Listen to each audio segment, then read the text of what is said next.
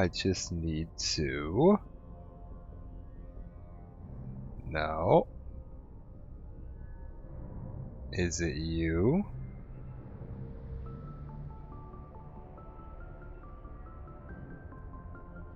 There we go.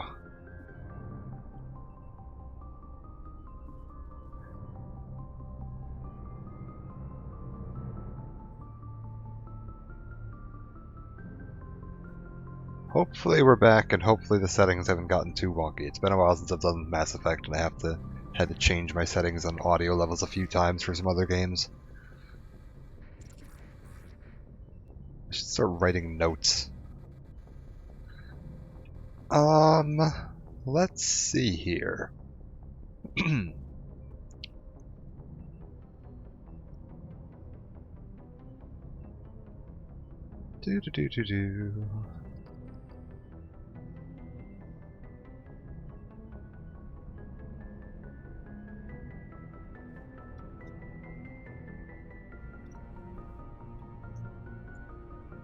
And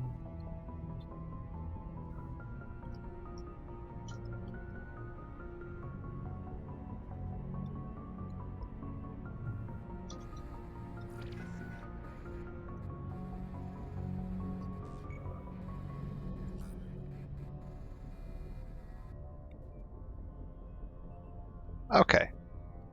Hopefully that should be all set up. And is this gonna kick itself over? Yes, good. While we're getting started here, I'll just go around and talk to all the crew. I also want to see, theoretically, they patched the bug that was preventing you from buying Spectre gear. So in theory... Looking for supplies? Let's see what you got. I should be able to buy some Spectre gear now.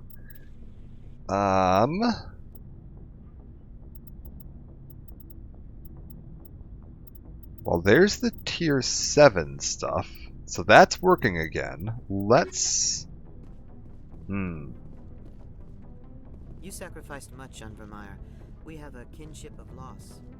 Let's head back up to the Citadel real quick.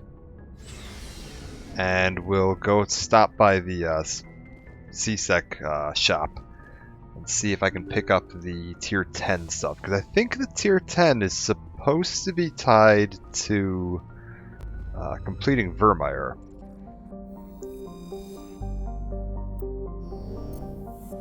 Also, let's see. Yeah, I'm hoping this isn't too loud. We'll find out, I guess.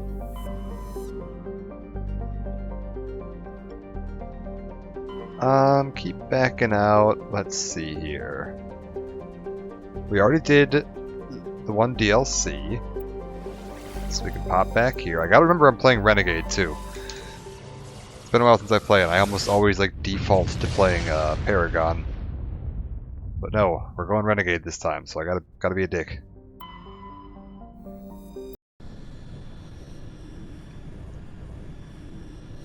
Pick all the jerk options.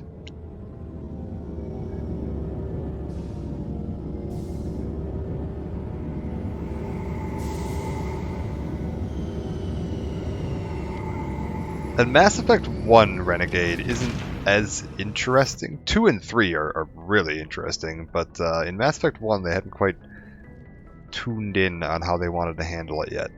So it's not as, like, fun. Let's go ahead. Pop out of the Normandy. Yeah, we're down 2 teammates now.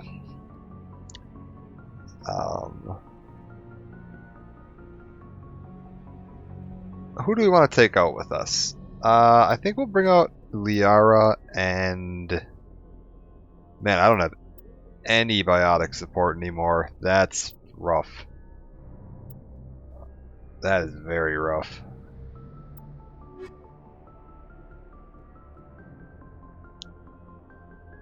Yeah, Rex and... Man, Rex and Garrus are really like the optimal kind of balance for me here, but with them gone, this is gonna be interesting. Alright, well, that'll work. Morning, Poss. How's it going? We're back in here. Equalizing interior pressure with exterior atmosphere. Logged. The commanding officer is ashore. Exo Presley has the deck. And... yeah, let's head down. So there's been some... it's too hot to exist. Problem after unearthing a Prothean dig site. Hanar protesters have blockaded the What's the weather like up by you? Artifacts of the Enkindlers, as the Hanar call them, should not be disturbed. The excavation team has appealed to Hanar representatives on the Citadel to reach a diplomatic solution. Have they fixed the skill thing yet? So we're gonna see. They've done a couple of patches on this now. One thing they fixed for sure is that there was a bug in the release version of the Legendary Edition where Spectre gear didn't show up in the shops. The way it works, the end game Spectre gear unlocks. There's two versions. There's a tier 7 and a tier 10. The tier 7 version is supposed to unlock as soon as you become a Spectre, and the tier 10 version unlocks once you complete Virmire. The problem they were having was that when it ticks the little flag for in the game's your save file to say that you are eligible for Spectre gear, it wasn't actually saving that variable. So when you became a Spectre, when you did the little induction ceremony at the council, it would tick the flag over to say that you were now eligible to purchase Spectre gear. But then as soon as you turned the game off and exited, it didn't save that flag. So the next time you loaded the game up, you were now no longer eligible to buy Spectre gear. They've fixed that, and it's supposed to be retroactively applied to your saves. Hello, So Commander. in theory, Show me what you got. I'll open the rare stocks for you, Commander. Enjoy. I should have... yes, okay, I have the tier 7 gear here. I don't know why the tier 10 gear isn't showing up. It might be... it's possible that you need to be max... oh, calm down, Shepard. Put it away. Nope, that's not how you put it away. There we go. It might be that you need to be max level and have completed Virmire. That might be possible. Yeah, it hasn't been too bad by us. We've been, weather-wise, I'm dealing with, we had a couple days where it got up to like 90 Fahrenheit. I don't know what that is in Celsius, but a little bit of rain, but not too bad. It's been pretty comfortable, so I cannot complain. Lift, yeah, let's get lift up, I think. This is tough. You know what? No, we're gonna pop overload up on her. Don't have anything on you guys. Nothing here yet. I'm going to assume that in order to get max the tier 10 Spectre gear, you just need to be at max level. So Hello, we're gonna Commander. buy. Show me what you got. I'll open the rare stocks for you. Let's see if he has any. He does. He's got some licenses. And some grenade upgrades and a metagel upgrade. Okay, good. We need to do some shopping. That's good. Let's sell a bunch of everything. Just sell everything. Oh my god, just get rid of it all.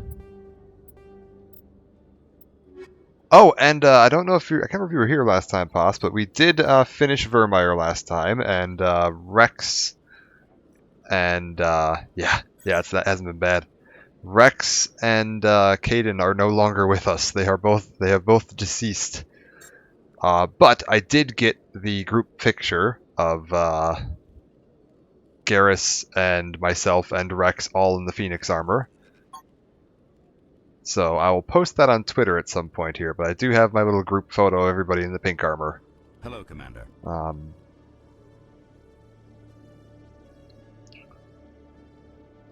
So, now that I've sold Show all me of what you that, got. I'll open let's the rare stock. get... Ooh. My character... I've been enjoying the sniper rifle. I think I'm going to get my character one of everything. Let's just start setting me up.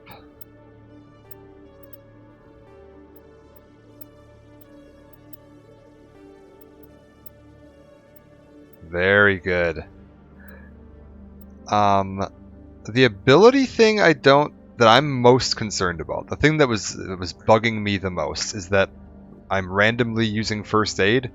Someone in a forum that I saw thinks that what might be happening is your squad mates that have the first aid ability may be activating first aid, which didn't happen in the original game.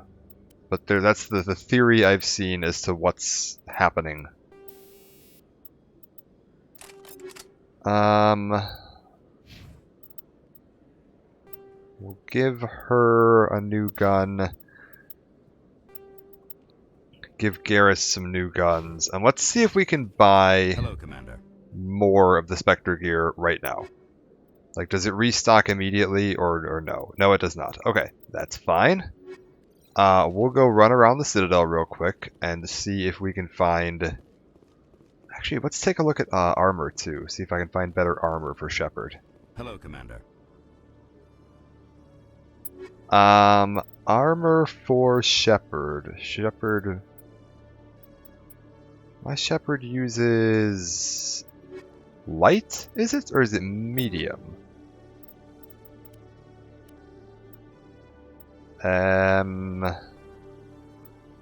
Lightweight, comfortable armor. Let's take a look at I believe I can only use light armor. Okay, so I need to find light human armor that is good. Alright, we can do that. Light armor, human, compare. That's an upgrade. Well, that didn't take long. We'll just buy that then. Do I have any Turian armor? Any other light armor? Onyx 4. What is that compared to Liara's? Not an upgrade, but we can wait. Oh, wait. I have an idea. We're going to put Shepard into the new armor, which hopefully doesn't look terrible. That's good. And then we'll put Liara in this armor. Oh my god, that Onyx armor is terrible. I just downgraded her 2 whole marks, and it was an upgrade in every category. Oh, that's terrible. Okay, so get rid of Onyx. Does it even say what this stuff is? Basic reliable equipment at an affordable cost. Okay. Don't ever use Onyx again. Good to know. I do like the look of all these Spectre guns. It's really nice seeing them in the higher res models too, all the black and red. Very much my aesthetic. So we will head over to the shops. I don't think there's really anything else for me to do here. Although I probably should take a little poke around because I don't want to... Just trying to think here. Yeah, we should, before we do the next story mission, I need to finish up any quests that I need to turn into the Citadel. Because once I do the next story mission, which is Pharos, next time you return to the Citadel, it's going to lock me into the endgame. So we will probably spend today wrapping up some side missions. Going around scanning the galaxy, landing on random planets, going exploring with the Mako. All that good stuff. Ooh, wow, look at the reflection on that car's hood is much nicer. Looks like no Conrad at the moment. Welcome back, EarthClan. Will you be needing supplies for your return to the colonies? Show me what you got. Most excellent. I am sure you will find something pleasing. Let's see here. Anything? Ooh, okay, we're up to Mark 9 stuff being sold in stores. That's quite good. It's still not as good as the Spectre gear, but quite good anyways. Assassin is... That would be an upgrade for Liara, but I'm not going to buy an upgrade for Liara. That's not... A very minor upgrade for Liara. Oh, we should check and see if they have any licenses too. Expat, what have you got for me? No. Okay. We'll head downstairs and talk to Morlan. See if he's got anything for me. Yes, human. You need something, yes? Let me see what you have. Oh, you will be pleased, I think. Non-human armors. Anything particularly interesting? So Ursa is 4,300, which is a downgrade. Oh, it's more shields though. It's a lot more shields. Maybe we do go for Ursa. The damage protection isn't as high. Oh, I've got a lot of options here actually. Let's take a look. Medium Turian, that's not very good. Survivor and Scorpion, those are not very good. Thermal, that's a no. Predator 7 or Ursa 9. I think Ursa is going to be what we're going to go with for now. I'm losing 7 points of damage protection, but I'm gaining 110 points of shields, which feels like that's a better deal. Like, that's gotta be the right call. Any Quarian armor? No, nothing. Okay. And then Yes, human. You need something. Oh, you will be pleased. let's take a look at the standard items. Duelist Mark 9, not very good. Turian light armor, no. We're not buying weapons anymore. Okay, let's go ahead and pop Garrus into his new armor. How does he look? Pretty darn similar. Not gonna lie, that didn't change very much. Okay. That's fine. There's the clinic. There's the med clinic we can check, and then there's the Hanar up on the Presidium. So we'll just teleport over to the clinic. Oh, I don't know where I just teleported to. I was clicking too quick. Everyone here seems so busy. Wards. Clinic.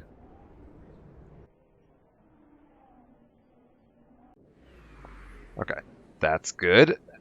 Let's see if she's got anything for me. Dr. Michelle, replenish my Metagel. Yes, Commander. Is there something? Let me take a look. Of course. Do we have any Metagel upgrade? I will take that. Medical interface is useful. I'm not going to spend the money on it right now, but that is useful. Let's sell all of this junk.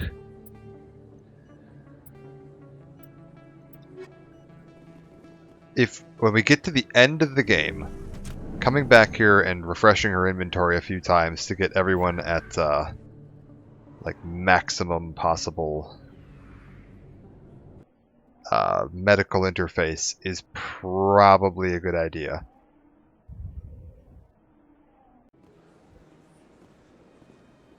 Okay, we're on here. Do I see anyone standing around that looks like a quest? No, I think all the quest people are gone.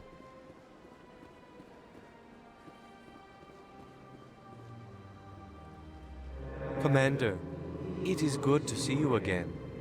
Would you Show me your items. Okay, non-human armors, we'll start there. Krogan Mercenary Mark 9. Well, I don't have a Krogan anymore.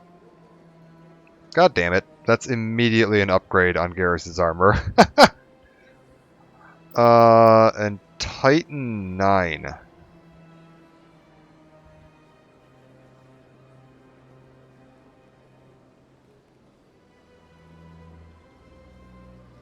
What do I want?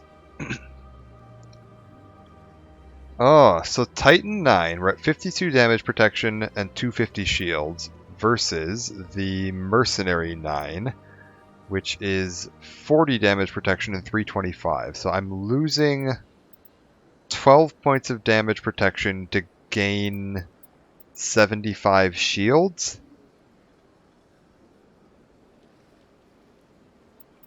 Oh, that's a tough one.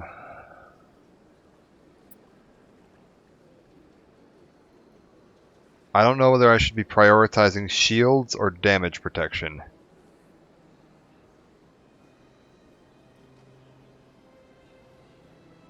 Damage protection also comes with extra tech and biotic protection as well.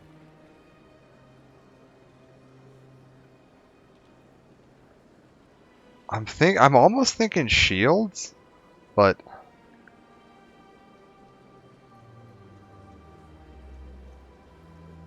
that's the thing, is I don't know which one's going to make him stay awake better. Damage protection reduces incoming damage. So this Titan armor reduces more of the incoming damage. The Mercenary armor gives him more shields to absorb that damage. I'm not sure which one's the better idea.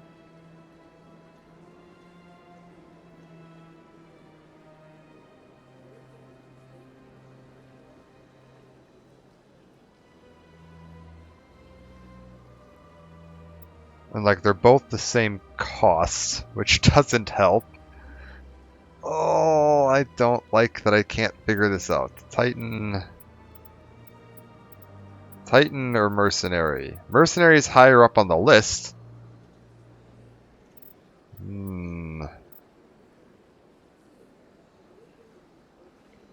I think we'll go with Mercenary.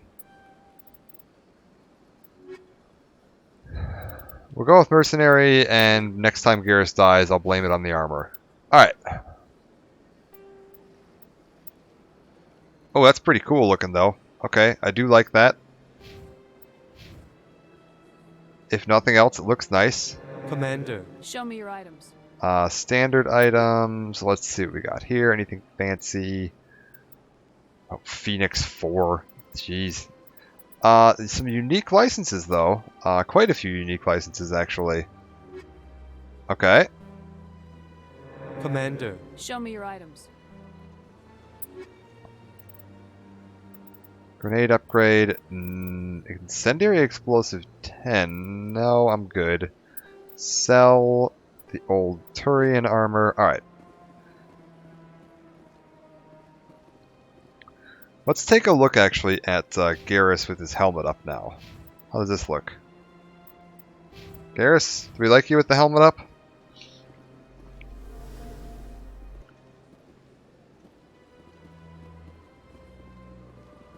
That's kind of neat.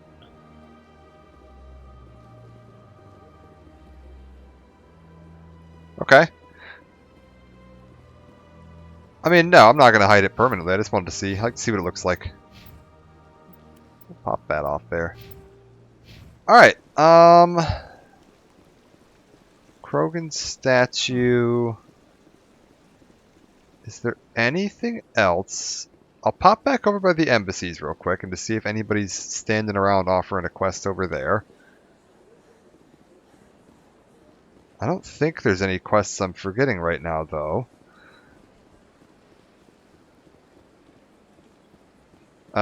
Then we will pop out by... I don't suppose they fixed that one quest that I had a problem with where the CSEC officer disappeared and didn't give me my quest reward. And now it's stuck in my journal. I don't suppose he's back there? No? No? No, he's not. Okay. That's fine.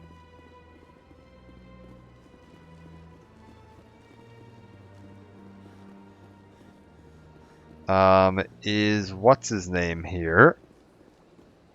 Mr. Bhatia? Welcome to the Presidium. Allow me to be your guide. Nope, Mr. Bhatia is not here. I don't believe there's any more quests here unless there's something up in the little bar. Anything? I don't see anything. I think I would be seeing the mark on my map if there was something here. Miss Datius. I gave you what you wanted, Shepard. We have nothing more to discuss. Okay, nothing more from her. Okay, I think that's it then. We're wrapped up on the Citadel for now. I will head back to the Normandy. Welcome to the Presidium. I'll do a quick run around and just talk to the crew, see how everybody's doing. I don't remember if I did it at the end of last part or not. I usually try to leave that for the beginning of a part. So we'll go ahead and take a quick poke at the crew. Presidium technicians are struggling to understand why a computer system catastrophically overloaded recently. Technicians are reportedly unsure of what caused the malfunction, or even what the system was originally designed to do. CSEC is investigating the possible vandalism or misuse of public property.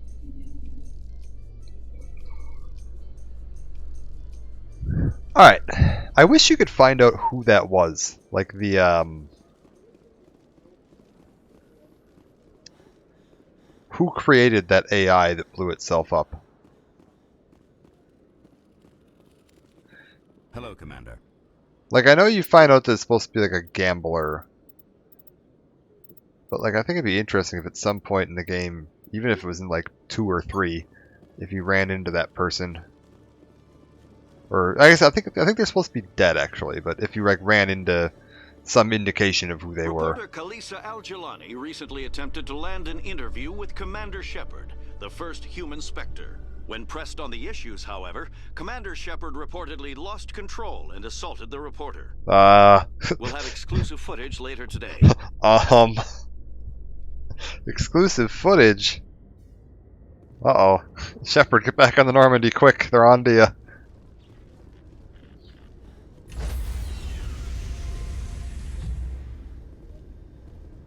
Stand by, shore party.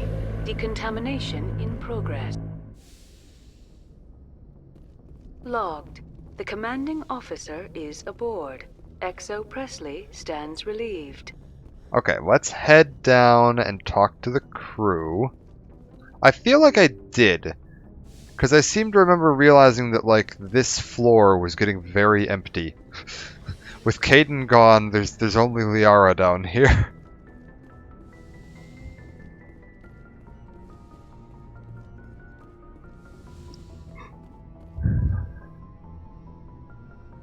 Yeah, and I think I remember yelling at Liara. I get the feeling you want to ask me something, Commander. I just wanted to talk. Fair enough. What did you want to talk about? I should go. Goodbye, Commander. Okay, so yeah, we're done talking to the crew. The crew's all caught up, we're good. Very good then. We'll head... I'm gonna pop downstairs and see if I can buy another set of Spectre weapons. Having 2 sets would not be a bad thing. Looking for supplies? You bet, Commander.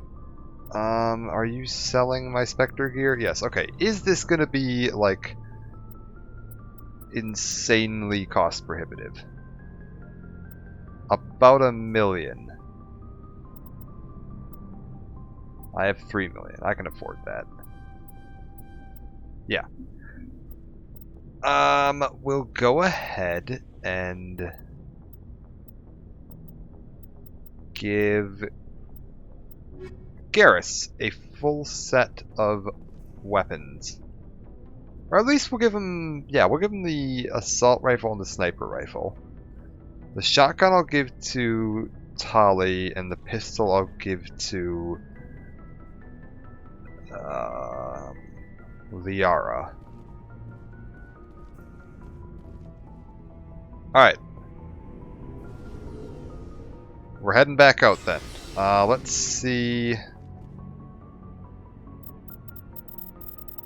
Journal. Journal. Geth activities. Investigate Geth in the Armstrong cluster. Okay. Rex's family armor. UNC Cerberus. The Yangtze cluster. Yangtze system in the Voyager cluster and okay, let's head there. Let's do that first. Cerberus activities on Binthu.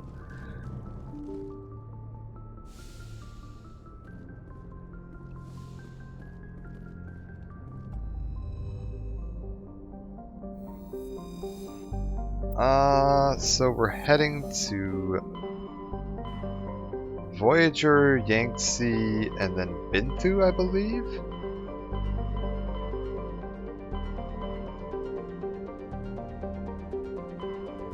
Yeah, no, it's really, I think there's a unique dialogue, actually, for getting Rex's family armor after Rex is dead.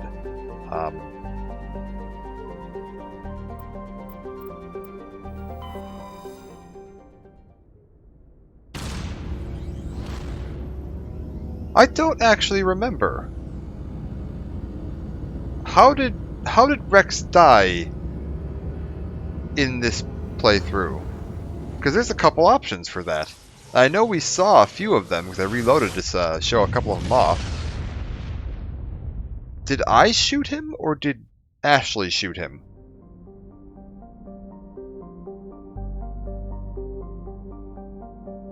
I don't remember. I'll have to go back and look at that.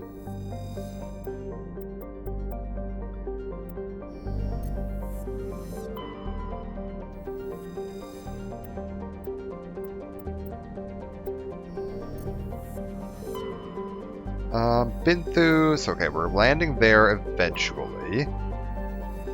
Nothing here. That's fine.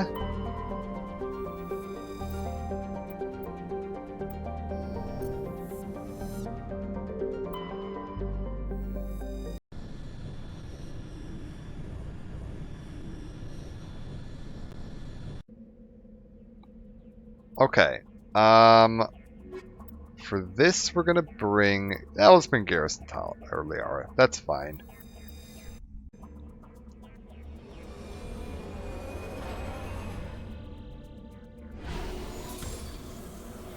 Losing Rex is gonna hurt. Like, not having my big, bulky, durable Krogan Vanguard is, that's gonna be painful. See, we're still getting some odd frame rate dips in the Mako sections. Very strange. No idea what could be causing that.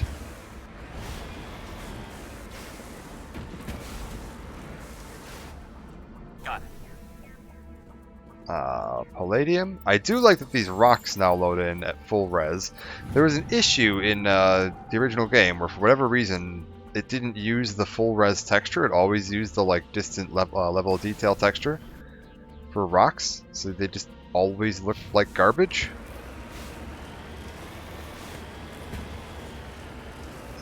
And it looks like we've also got some kind of enemy here.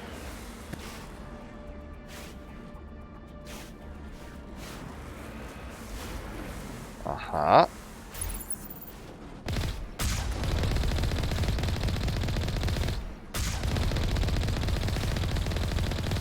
We'll just head this way a little bit, and there we go. So this is the Cerberus Research Facility. Oh, is this where we find Kahoku? I think this might be where we find Kahoku.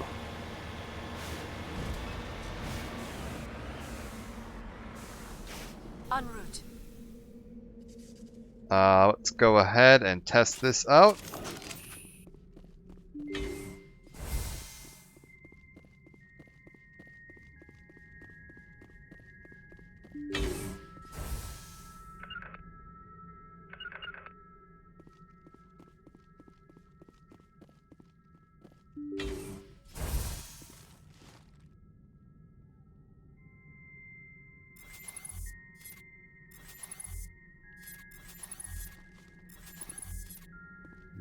Okay, we've got little bug people in there. I don't see Kahoku's body.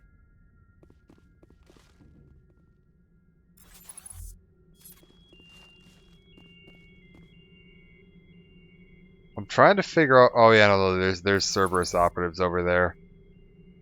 Okay, so we're not alone in here. I could release the bugs and see if they'll go after them. Finally, some action.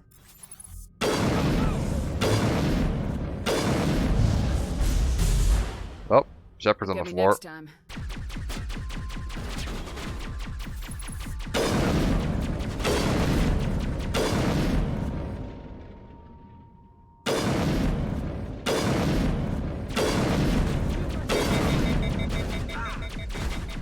How is that person still standing? Good lord.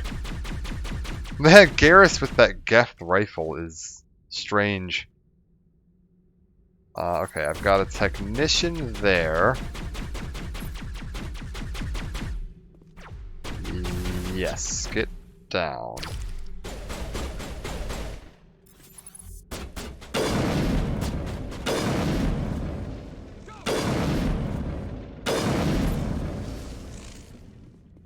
Okay.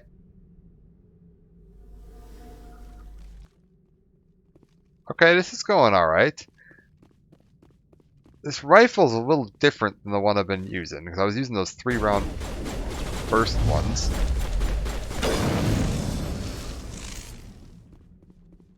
Really?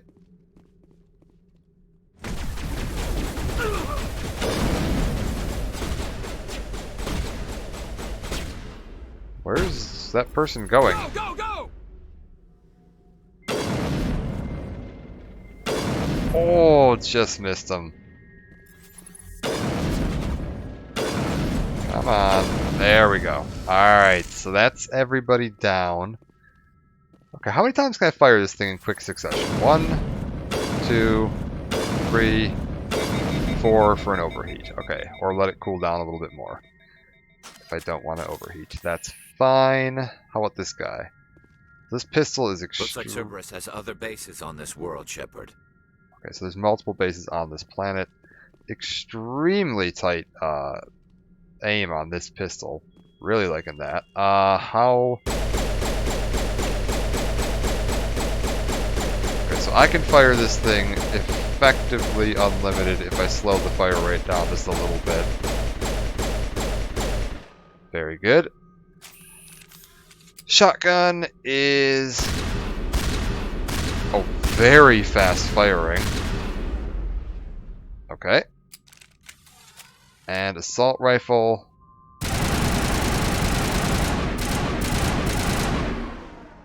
Wow, this is going to make life a lot easier.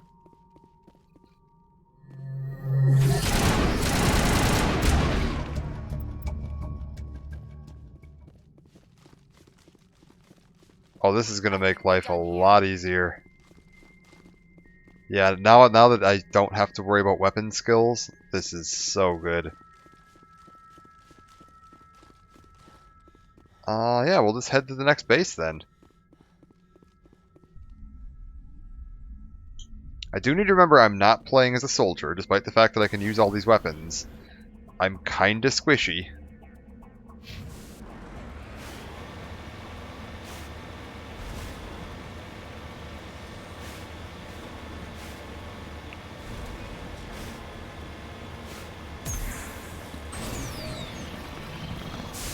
Alright, we've got a booster on the Mako now. That's right. Now we can go fast. Uh-oh.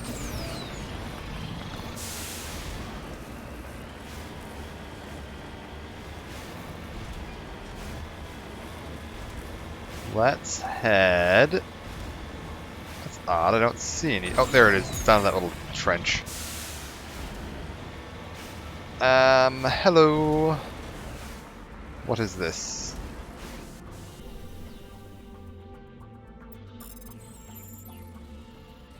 Messy looking, that's what this is. Very good. Ammo and grenades. Alright. Then we'll head on over to here.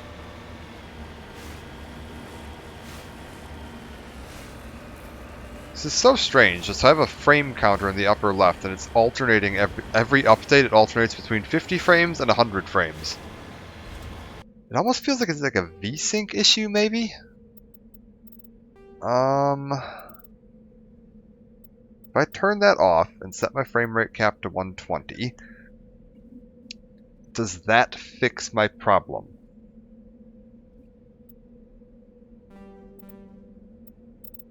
Did that save?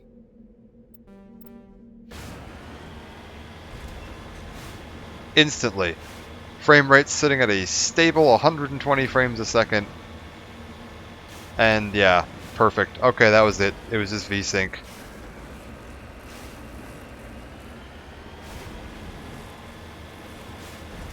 Well, there you go. If you're having problems with stuttering on the Mako sections in the Mass Effect Legendary Edition, turn off VSync.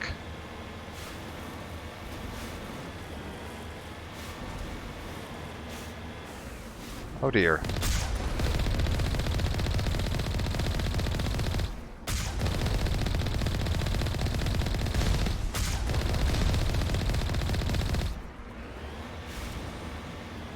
I'll never understand why VSync causes some of those problems like that sometimes.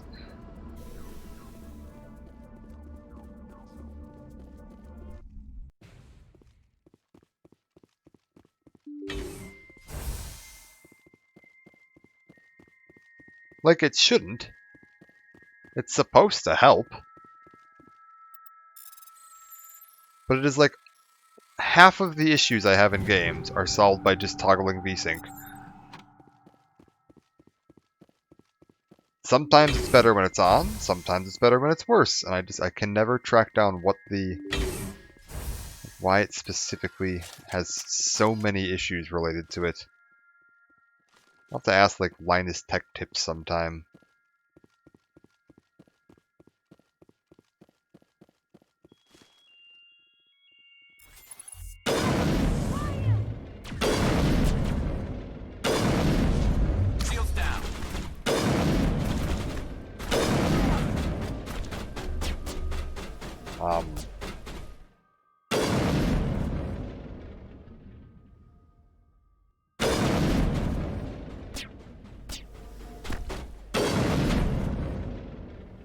Come on.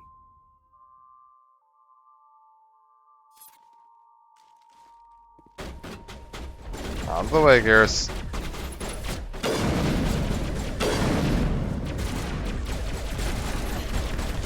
Oh, hi, friend. How's it going?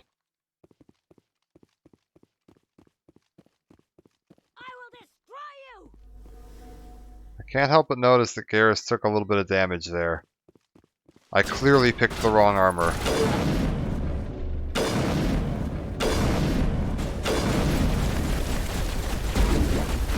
Shields disabled.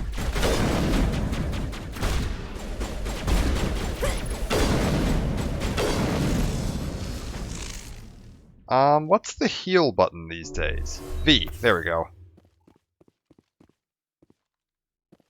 Also, what weapon do I want out to kill some Rachni?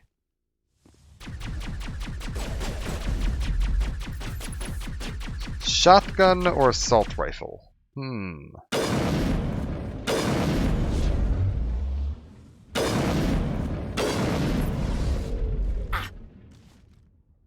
Oh, did they hit me with warp?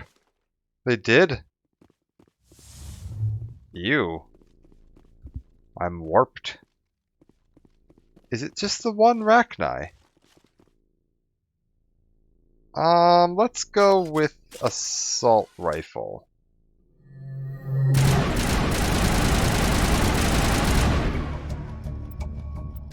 I wonder what horrors Cerberus will have waiting for us at the next base. It's over now.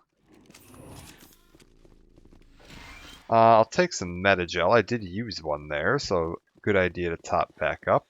I feel like there used to be more little containers in these bases, like along the sides and edges. I remember picking them up. Maybe I'm just losing my mind. I feel like I got some armor upgrades here on the original playthrough.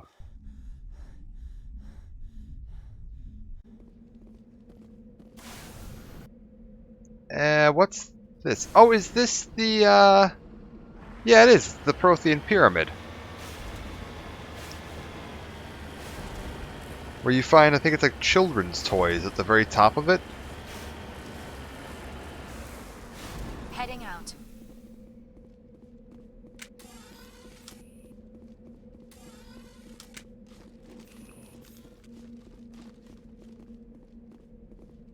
Recover artifact. Yeah, a few children's toys and some ragged clothes stuffed inside the top of this monument, along with the Prothean data disk.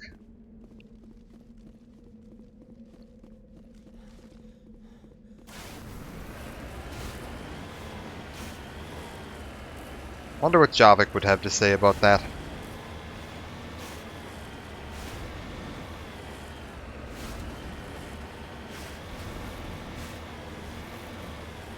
I have to say, I was a little disappointed that we didn't get any more information about the future of the Mass Effect series at E3. Like, I don't think BioWare really said much of anything at E3, which is a darn shame. I know they made an announcement recently that they're shifting their focus back to making single-player RPGs that are, quote, laser-focused. They want to get back to their roots as a single-player RPG company, which is good. That seems to be what they excel at, so let them do what they're good at.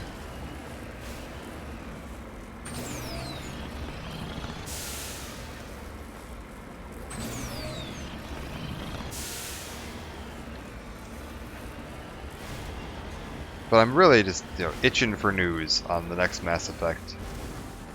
Anything at all. Like, give me a timeline, like when is it set? Oh my gosh, Mako, where are you going? What the hell? Perfect.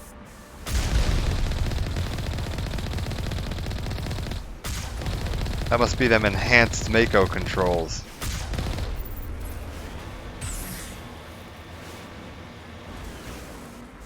EA Play? I mean, probably. I actually don't follow EA's big press conferences. I probably should. They make so many games that I play. But,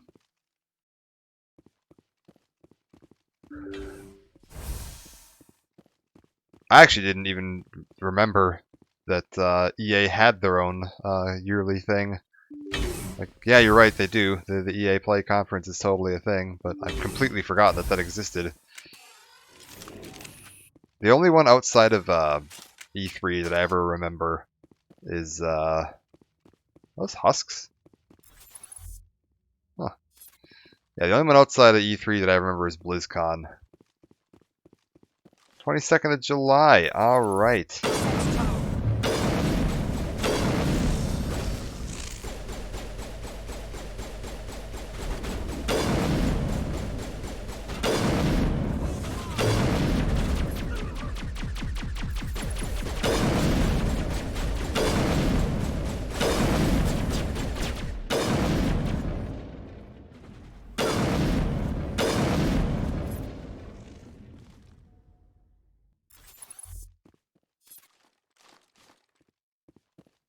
So 22nd of July is when I'm waiting for my news. Alright, that's fine.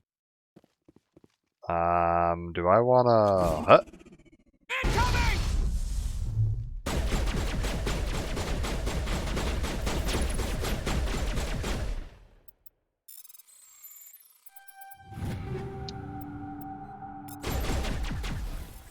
Go, go, go!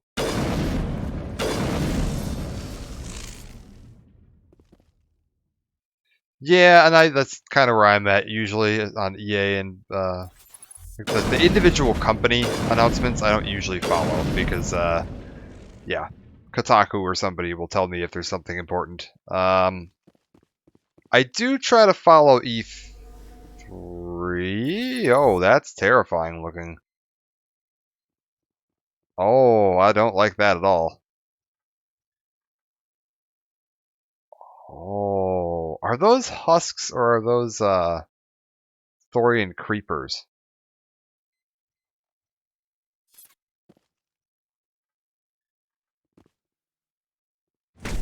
What? What?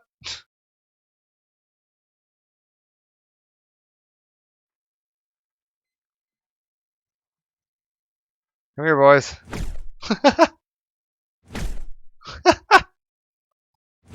Oh, the little sound too. It's so perfect.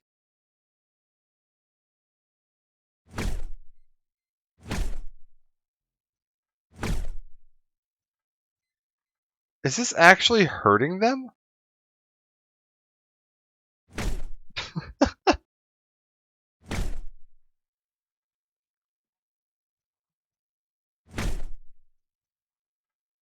Oh, this is silly.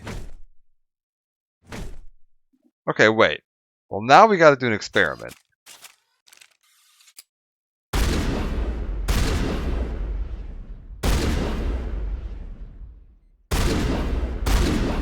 Okay, well that's not working, so... Oh no, they're Thorian creepers. Well, there's Liara dead.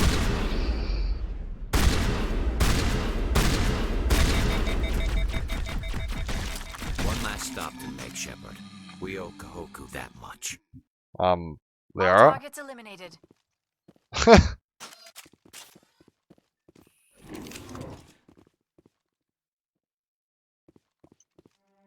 Find a pulse.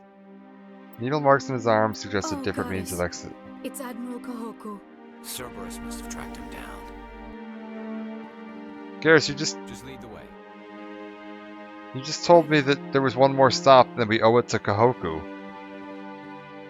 Was the one more stop walking 10 feet forward? I don't know what you're talking about, Garrus.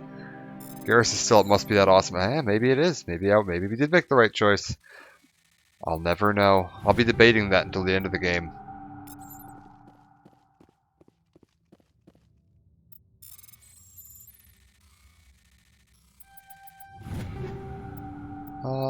Krogan and... What? Okay. What's up with all the Phoenix armor? I've gotten like 7 pieces of Phoenix armor in this room.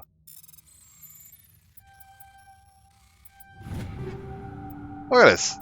Look at it all. And a Unity amp. Oh, those are good. I won't turn that down. Well, okay, it's not as good as my amp, but they're usually pretty good. Somebody likes pink, new Cerberus color. Yeah, must be. I mean, no one can wear it here, but I think I have some armor for Ashley. I mean, she starts the game in Phoenix armor. We can give her a new set. And it's heavy armor. She'll love it.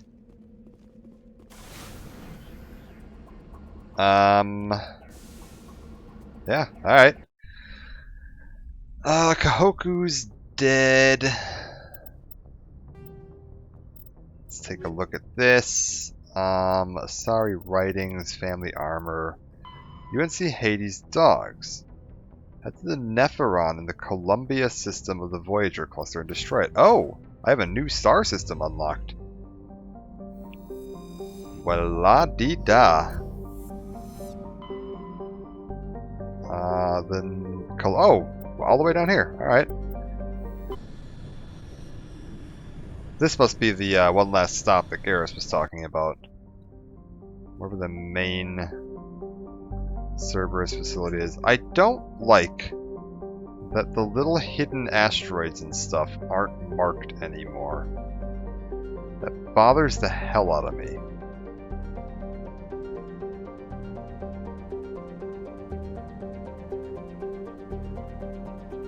Because now I have to sit here acting paranoid that I'm gonna miss something.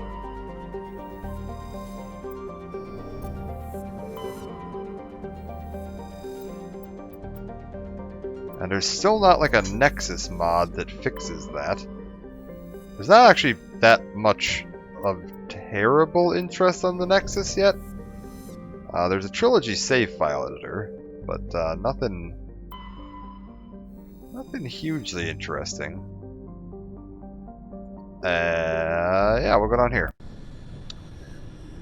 Also, Bethany, I fixed the stuttery frame rate on the Mako sections.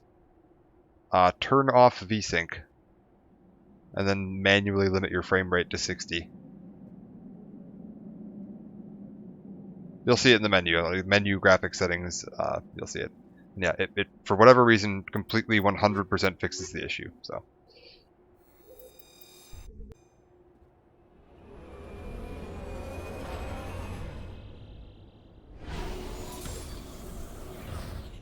Yeah, I mean, I've seen that there's a couple like character like presets and stuff like that, which are nice. I do like that, but I was hoping for some stuff like I mean, for one, I know this is silly to say, graphics enhancement mods. I'm always a fan of those. Granted, it is a little silly asking for graphics enhancements mods on the remaster trilogy, you know, about a month after it came out.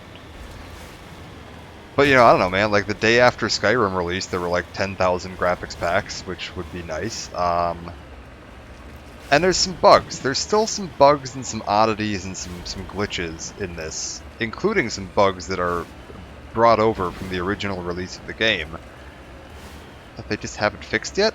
And I was kind of hoping maybe we'd get some mods that would patch some of that stuff up. I mean, I have certainly never dabbled in modding the Mass Effect games, so I don't know how difficult or cumbersome that is. But things like I have the one quest, the preaching Hanar on the Citadel. If you talk to this Hanar and get him to stand down, and then leave the area without talking to the CSEC officer, the CSEC officer despawns, you don't get paid for the quest, and you can't get it out of your journal. And that's been in there since, like, launch day, like 13 years ago. And even in this remaster, it's still there. And I, you know, just kinda hoped that maybe some modders would have said, hey, we can fix some of that stuff. You know, maybe it's really hard to do. Maybe this game's code is all like tied together in a big ball of yarn. If you fix anything, it breaks 20 other things. I don't know. I'm not a game developer or a modder. I'm just over here critiquing game developers and modders. Why can't they do better?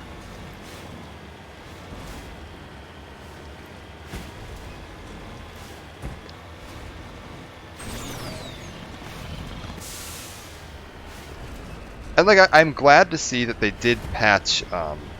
Yeah, but it's like I said, like bugs like it's like minor stuff. It's not game breaking. It's just annoying. Because now I'm forever gonna have that quest in my journal. I am happy to see that BioWare has been patching this.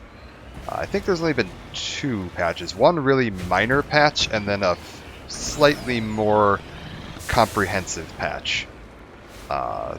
That went back and fixed some of the new bugs. There were some bugs that were introduced with the Legendary Edition, and they fixed some of those. So it seems like they aren't like just releasing this, calling it a day, and walking away. So that's good. Because I mean, to be fair, I would not have entirely blamed them for just, you know, all they were doing here was porting the games over with some slightly enhanced textures and stuff, and I would not have blamed them at all if they would have just said, like, okay, you got your enhanced textures, deal with it, and then walked away.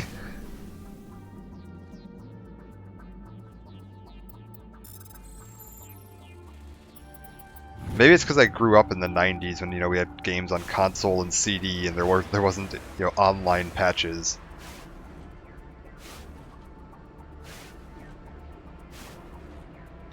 Had a bug like that happen an hour ago during combat. Game sound just cut out. Menu sound and music was fine. Quick save and reload fixed, but still. Yeah, and that's weird. And I get like sometimes bugs like that if they can't reproduce it or figure out what caused it, it can be very difficult to come up with it. Okay.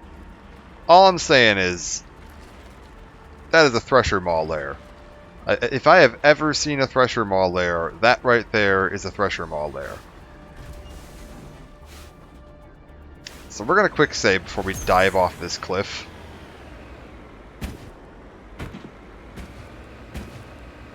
And just roll the Mako on its hood. Oh no. Is that a car sticking out of the ice? Oh, go away.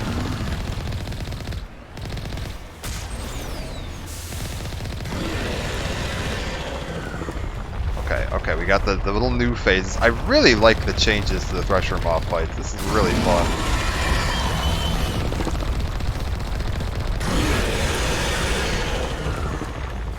Is it stopping? No.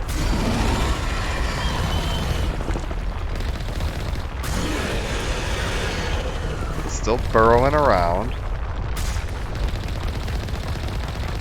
Oh, it's gaining on me. Oh.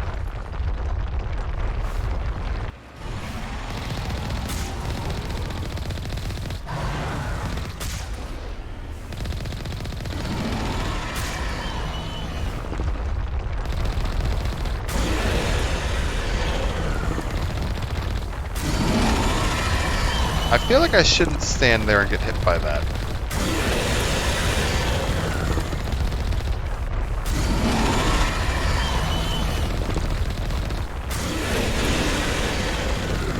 Come on.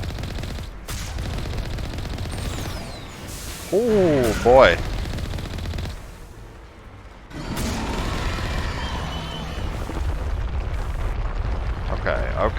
Okay. We're alright. We're fine. Everything's fine. Ah, it just nicked me there. Alright.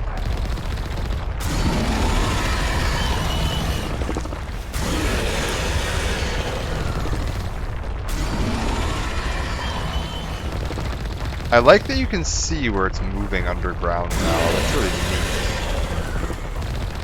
I want to know, is that how it worked in the original game? Was it actually physically moving around, or did the game just pick a random spot and then spawn it in there?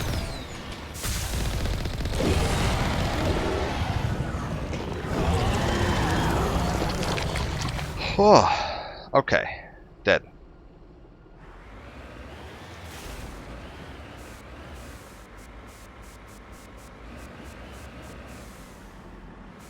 Well, this is neat.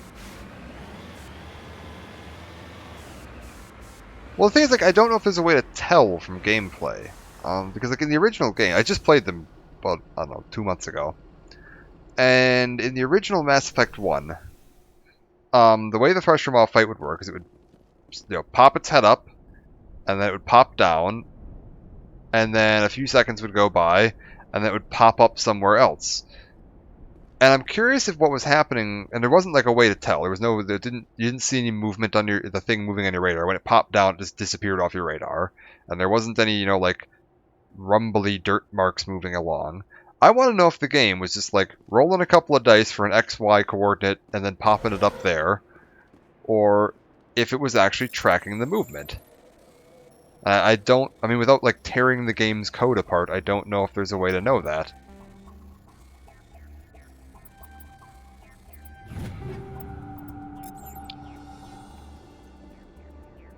Ready.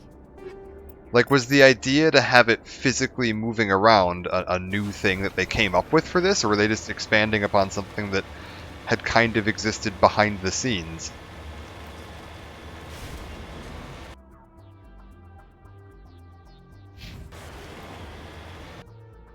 Actually, let's go to the debris first, and then we'll go to the base, because then I can leave after the base, and I know that I know I'll be fine. It's the kind of thing that I feel like only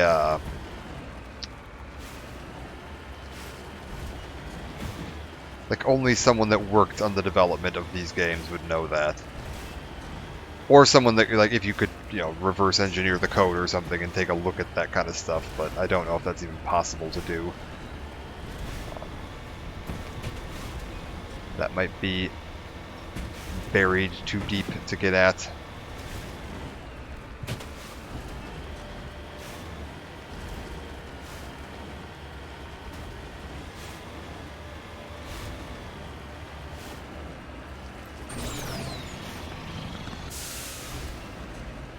And it doesn't really, like, change anything, because there was no... If it was moving around, there was certainly no way that you could, you know, see that or interact with it in any way, so it wouldn't really change anything. I'm just curious, was the idea to have it move something they thought of for this? Like, how much creativity went into this remaster? Or were they just kind of rehashing stuff that they had half finished in there?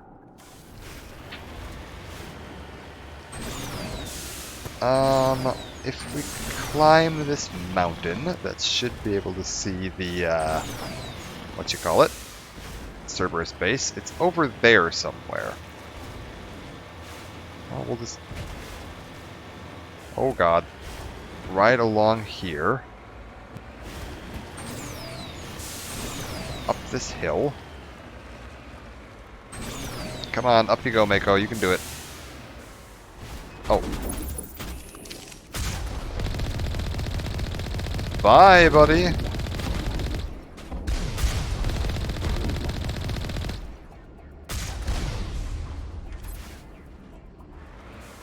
Oh wait, they're still alive.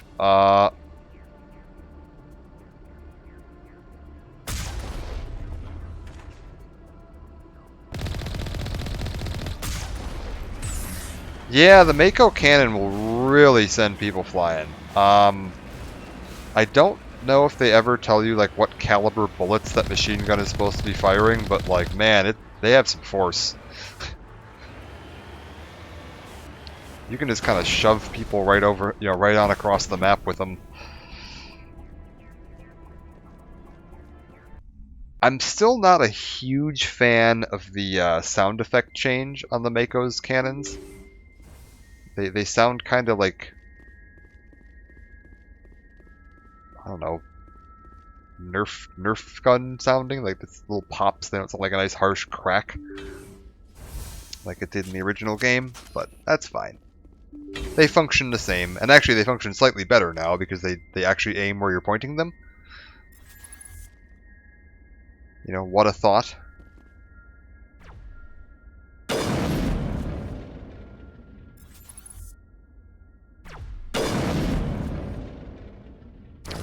Oh, I poked my head on it just the wrong time. Oh, that was rough. Full health to dead in one shot.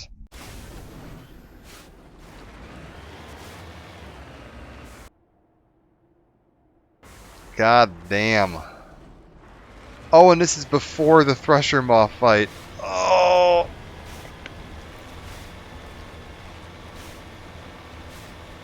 Okay. That's fine. And yeah, DJ, the getting full XP while you're using the Mako is a big improvement. Although it's a little weird because one of the only like most noticeable, like I'd be willing to bet most people that played Mass Effect 1 at the time didn't hugely notice that that was a thing. Because when you're using the Mako, you just kind of always use the Mako. So I think, you know, I know when I first played, I'd kind of just assumed that that was normal XP I was getting. But yeah, no, if you got out and fought things on foot, you got, was it double or 4 times the amount of XP? I can't remember if it cut it in half or in quarter.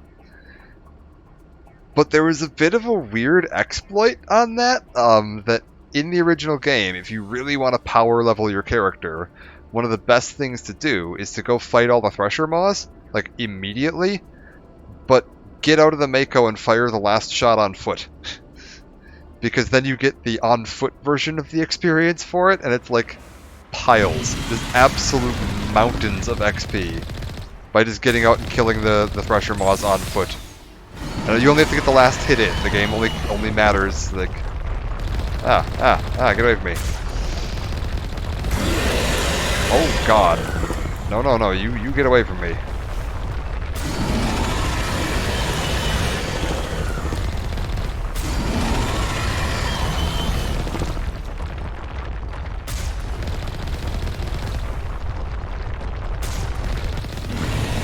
Ooh, hi there, Thresher.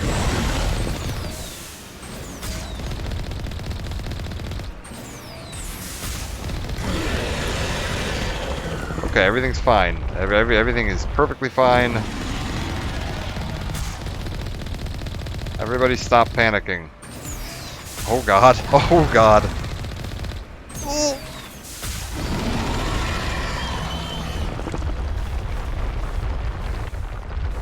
I say I enjoy these fights. I do kind of miss when it was just playing jump rope. Like, it's so much harder dodging those acid shots now.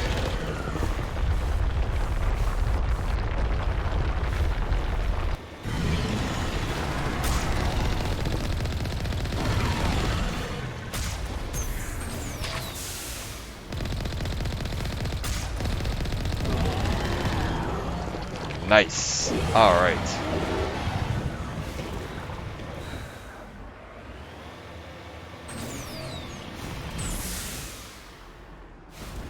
Okay, well, we'll loot this building. We'll save before we go into the Cerberus facility this time. That is totally fine. And I might take a look at my sniper rifle's mods as well. I feel like the acid rounds I'm using aren't that useful on a sniper rifle. What are my other options right now? Yeah, like this isn't great. Polonium rounds, snowblind rounds.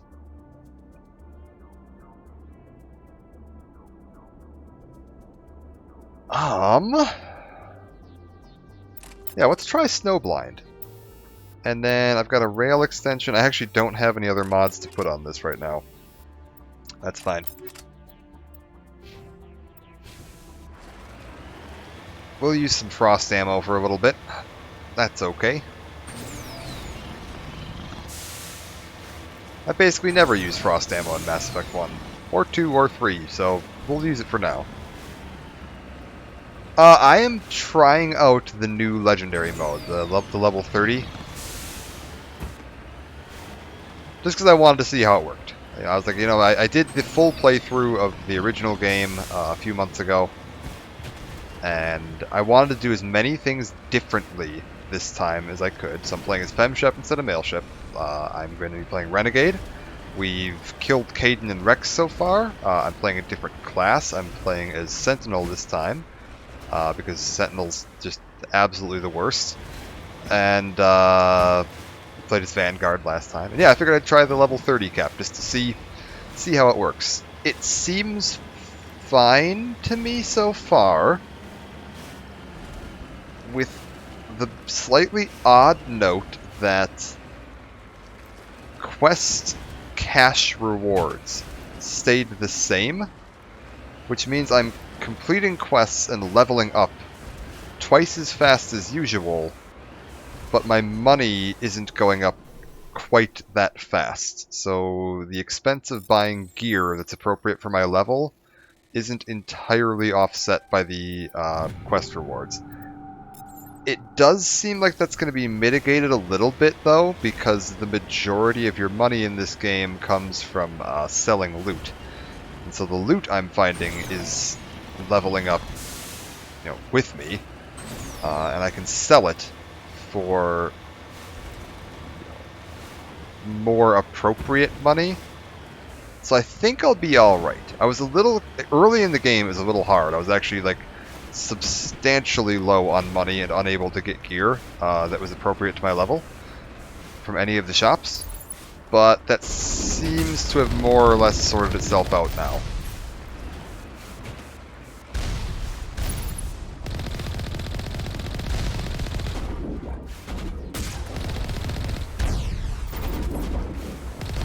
And I haven't noticed any other, like, issues with it. It's working just fine, other than that.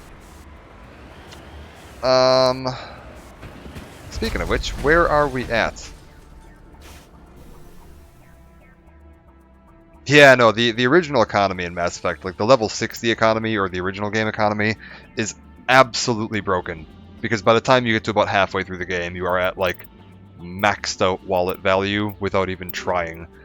And it just keeps getting more ridiculous from there.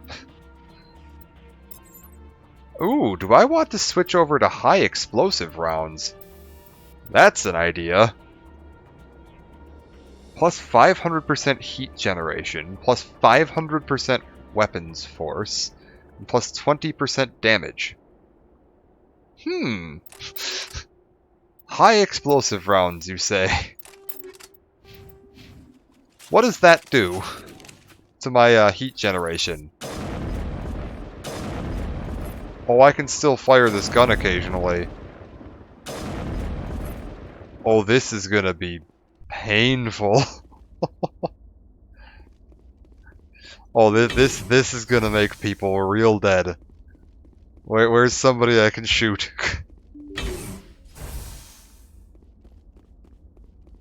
I did kill Rex, because last time I played, we kept Rex alive, so we are playing on a Rexless playthrough right now.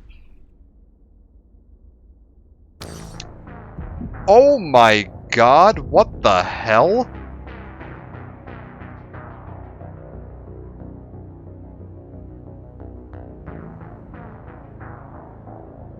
Did anyone see that? I don't even know where that enemy was. I'm pretty sure they just shot me through a wall.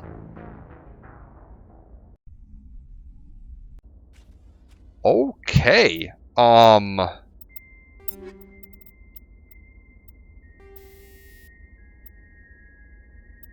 Well, I mean,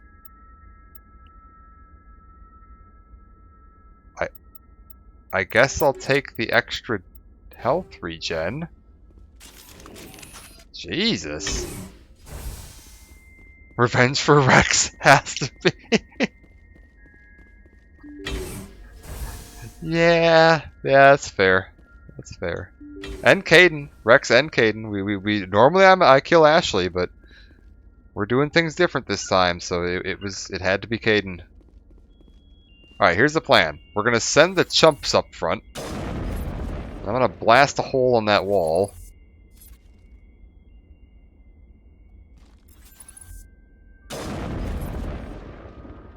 Okay, this sniper and I need to have a word. Wait, do I have a barrier? Let's try that.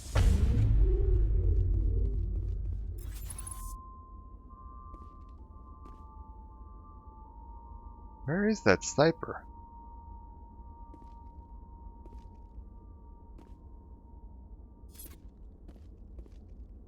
God, I don't like this.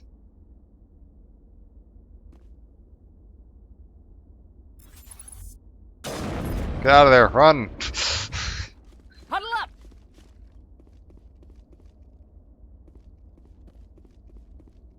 Okay, I don't like this at all. Maybe if I just had a good meat shield like Rex. That's... we can yell about Rex all day. It's not bringing him back. I don't know why my abilities unassigned themselves. I'm assuming something with the update broke my ability thing. 1, 2, 3, 4, 5, 6, 7. Perfect.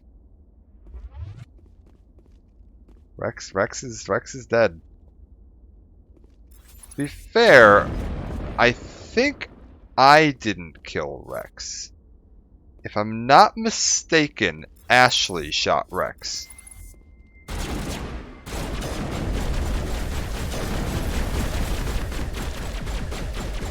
Oh my god, everybody fall back.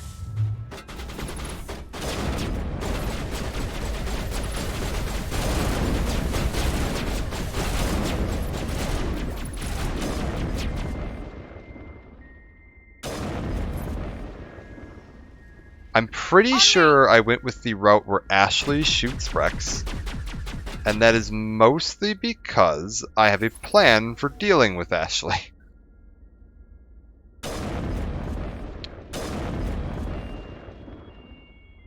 In Mass Effect 3, we're gonna I have a plan for Ashley.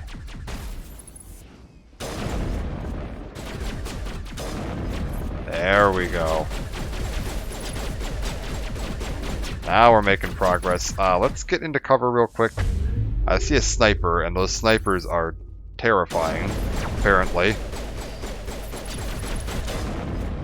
So we're gonna get into cover and get a barrier up. Oh, there's another sniper. Get down. Get back into cover. Alright.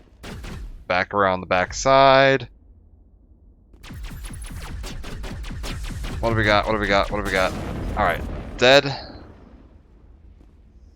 Ooh.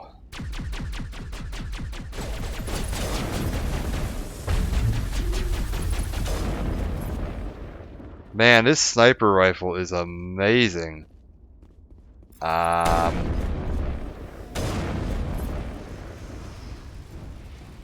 Where am I at main story-wise? Haven't had any options to kill anyone in my playthrough yet. DJ, are you on a first playthrough? Because I don't want to spoil too much for you if you are. I'll try to avoid blabbing about stuff.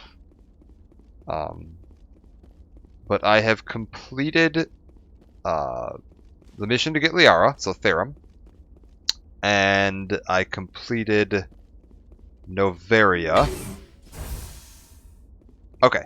I've completed Therum, Noveria, and Vermeer. I have Pharos left to do, and then we go into the end game with Ilum and the rest of it. And Rex died on Vermeer because of a difference of opinion about how to handle the Krogan situation on Vermeer.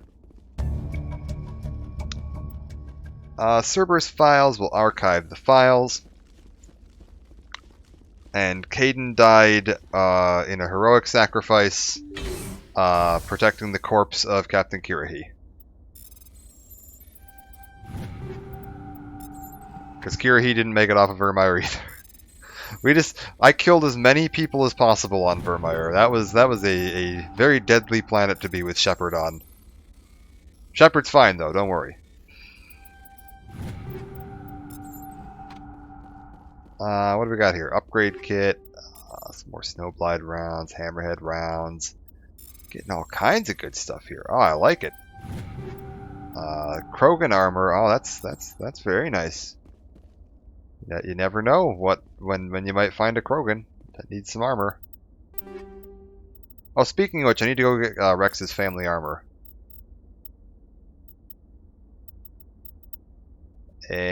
What have we got here? I got some stuff there. We got some stuff there. Okay, so high explosive rounds. Quite fun. I'm enjoying it. What are the proton rounds? Shield bypass, but minus damage. No. Can't have that. Plus 5% damage and bonus weapon stability. 29% damage and heat absorption.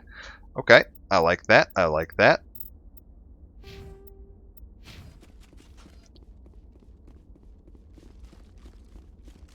How are we doing level-wise? Still level 22. Okay. Put your gun away, Shepard. You look like an idiot. Alright, get out of here.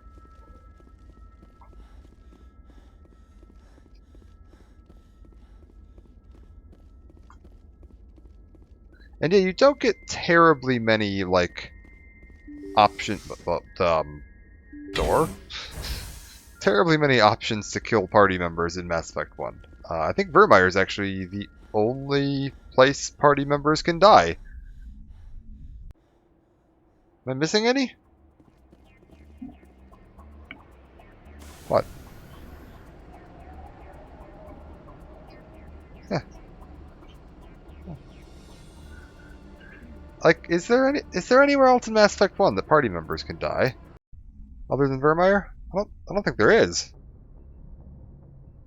Because like Garrus can't die in one, and neither can Tali or Liara. And you got Caden, either Caden or Ashley, which is one of them is guaranteed to die. And then Rex. Yeah, no, that's it. It's kind of weird. Geth activities. We're going to the Armstrong Nebula. Oh my god, there's just so many things. So many things to do. Hostages in the Hades Gamma cluster in Faranata.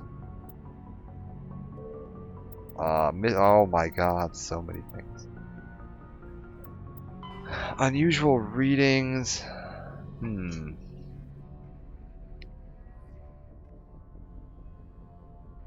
Yeah, this is going to be the day of me getting sidetracked on side missions, speaking of. So Armstrong Cluster, that's the 4-part Geth mission series. So we'll go start that up in a second here. Shepard? Transmission coming in, Commander. I think you're going to want to hear this one. Greetings, Commander Shepard. I represent a party interested in obtaining information on Cerberus activities. If you know something about Cerberus, you better tell me. I suspect I know less about Cerberus than you do. I am merely an agent for the Shadow Broker. You see, Admiral Kahoku contacted my employer looking for information on the location of any Cerberus facilities. We provided that information on the promise that he would turn over copies of all files gathered from the Cerberus systems to us. Okay. Did you have anything to do with Admiral Kahoku ending up dead? We had no reason to harm him. He was going to provide us with information about Cerberus. Information that is now in your possession. Well, what's in it for me? Your deal died with Kahoku. Why should I help you? The Alliance is just going to file this information away in some archive. No secret stays hidden forever. Eventually, someone somewhere will deliver it into our hands. Might as well be you. Transmit the files to us and you will be well compensated. You see, this feels like it should have like longer reaching consequences into the series, but it doesn't that I know of. I think this is literally just a personal preference kind of choice. I'll transmit the files. I knew you were a reasonable woman, Commander. My employer will remember this the next time you need something from us. Like, I think it'd be interesting if that had an impact on your future dealings with the Shadow Broker. Granted, you don't have many of those, but... well, let's head to the Armstrong Message Nebula. coming in from the brass at Arcturus. Patching it through. Normandy? Admiral Hackett here. We're getting reports of a marked increase in Geth activity in the Skyllian Verge. Surveillance drones have identified Geth outposts on 4 different planets in the Armstrong cluster. We need someone to take them out. I mean, you do interact with the Shadow Broker in the Shadow Broker DLC. Just not for very long.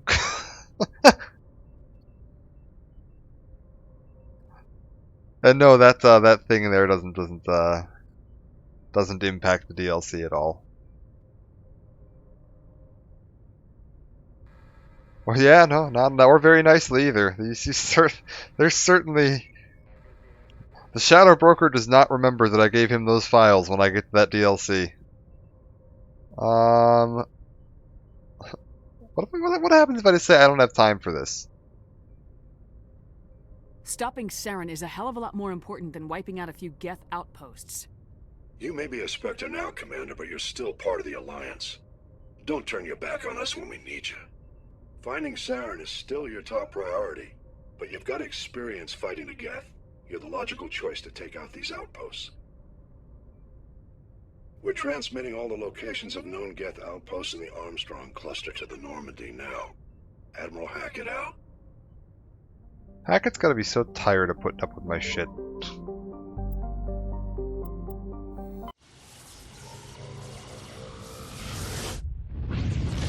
Shadow Broker DLC is really cool though, and it's gonna be fun playing as a Renegade, because playing Renegade Shadow Broker DLC is a lot of fun. You meet that other Spectre, that Asari Spectre in that one, and it is quite fun getting to mess with her if you're not having to be nice about it.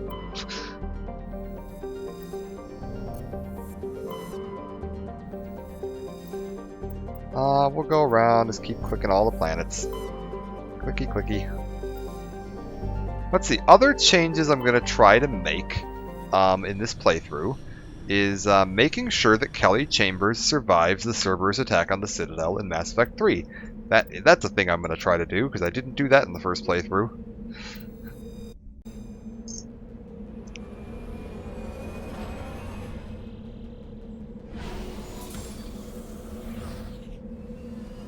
Alright.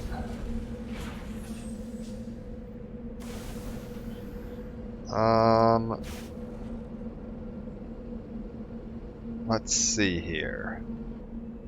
What have I got? An anomaly, some debris, and an overrun research outpost. Alright, let's try the anomaly first.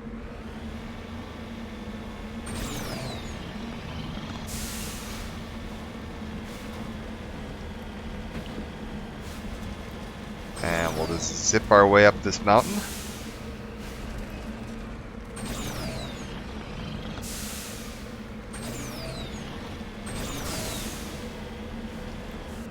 Trying to remember, when I did the original playthrough, I'm pretty sure I had all of the DLC with the exception of the DLC for 1, because it's just impossible to get a hold of these days. Like, the fact that this collection is still missing one of the DLCs for 1 is a pretty good testament to how difficult it is to get a hold of that stuff. And like, I have it. It's over sitting on my Xbox in another room right now. If I get particularly bored, when I finish streaming through the series here, whenever that may be, I will probably pull it up and just show it off once, because it's worth seeing. It's really hard to get a hold of. Crate, shotgun,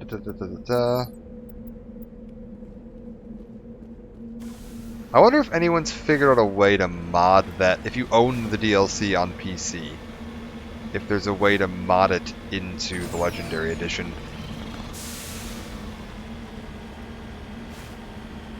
That would be a mod I would be interested in, because I technically do have access to a way to install Mass Effect 1 on PC that includes that mod. It just doesn't include any of the graphics upgrades that I have on my installation of Mass Effect 1. Because I have the original version of Mass Effect 1 installed on this computer too. It's the DLC... what is it called? Pinnacle Station? There were 2 DLCs for Mass Effect 1. Ring Down the Sky and Pinnacle Station. And they apparently lost the source code for Pinnacle Station at some point. And so it's no longer available in any of the release or purchasable versions. With the exception of if you buy the Mass Effect 1 standalone game on Origin, I believe it is included on there. It was made, so the DLC was made by a separate company. I believe it was Gearbox. And when somewhere in the process of porting the game and transferring files and releasing it on Steam and all the other stuff, they ended up losing access to those files.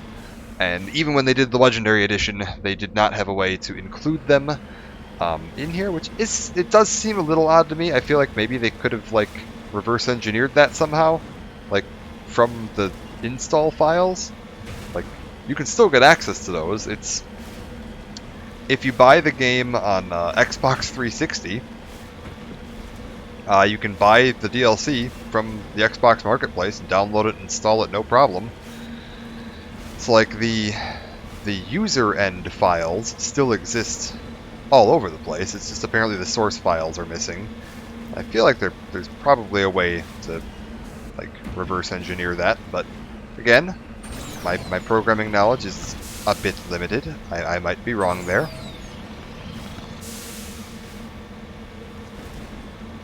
I'm certainly not the one at BioWare, and I guarantee you they tried whatever they could. I don't think they would have just said like, oh, we're just going to not bother releasing that DLC. Admittedly, it's not a very interesting DLC.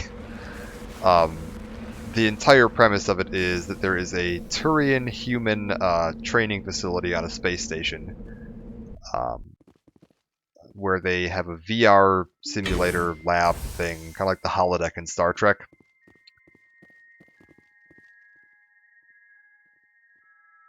Yeah. But yeah, basically it's like a holodeck thing, and they run training exercises where there's scored points based on, you know, like how many kills you get within a certain amount of time. And they give you a series of mini games. There's 4 maps, 4 sets of enemies, and 4 sets of rules. And you can kind of pick what different combinations of rules and enemies and earn points competing against, you know, time attack, or you know, kill as many enemies as you can in 5 minutes, or kill 20 enemies as fast as you can, or different little odd mini games like that. Oh god, oh god, oh god, oh god, oh god, oh god. Everybody back up. I've made a mistake.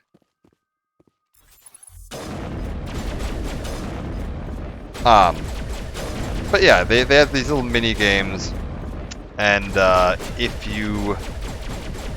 There was some Turian hotshot agent on the station that held like all of the high scores, and if you managed to beat all of his high scores, they gave you an apartment on like an asteroid, I think it was, or just like an abandoned planet, and you could go there and land, and it was this tiny little one-room building with like a couch and a table and a bunch of knickknacks. And that was it. You couldn't do anything there. There was nothing to interact with. There was no... It's never referenced again in any future content that Shepard has this apartment floating around on a, you know, hunk of rock somewhere. There's no real plot to it. Huddle up! It's not like you're not missing anything by not playing it. I'll say that, but it's kind of neat to see, just to show off the complete series. Oh my god, that husk is very confused.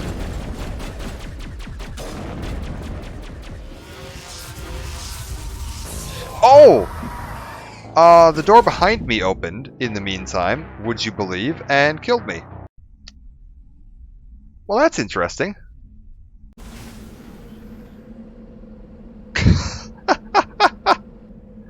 Man, what the hell? Also, fair note, we're playing on Insanity difficulty here, on probably the weakest class in the game.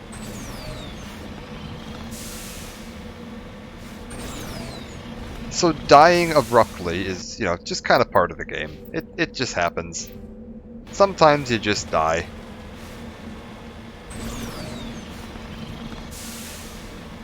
But yeah, the 2 DLCs for one was Pinnacle Station, which is the one I just mentioned, the shooting gallery space station one. It's got some fun settings and terrain in the little shooting gallery mini game.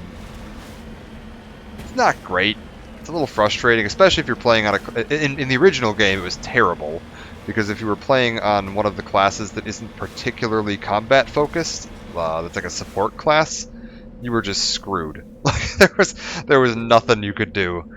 I would hope that the Legendary Edition changes to the way guns work, like gun spread and everything, would make it more playable. But yeah, in the original game, if you were playing like Adept or Sentinel or Engine, basically anything other than Soldier, it just sucked. It was an awful time. Extremely frustrating, extremely time-consuming, not very rewarding. But yeah, the other DLC was Bring Down the Sky, which is also not included in the Steam version of the game. There's no way to purchase it, there's no way to add it on. It used to be sold as a standalone download on BioWare's website. Like, you could go on their website and register your Steam copy with them, and then how did it work? You downloaded an exe file that would install the DLC on your computer. It was some really janky stuff. Like, it felt like you were like gonna get a virus by doing this. But whatever. It's fine. Gee, what do I want to do?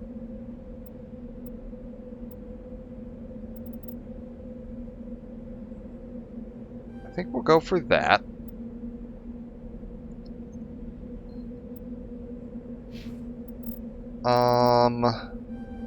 Get Liara to master Overload. Overload's really useful. I gotta start using my abilities more too.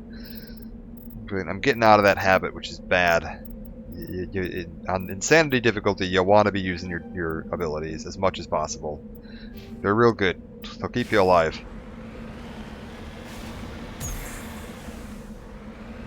Yeah, Bring Down the Sky, which, yeah, again, not available most versions of the game.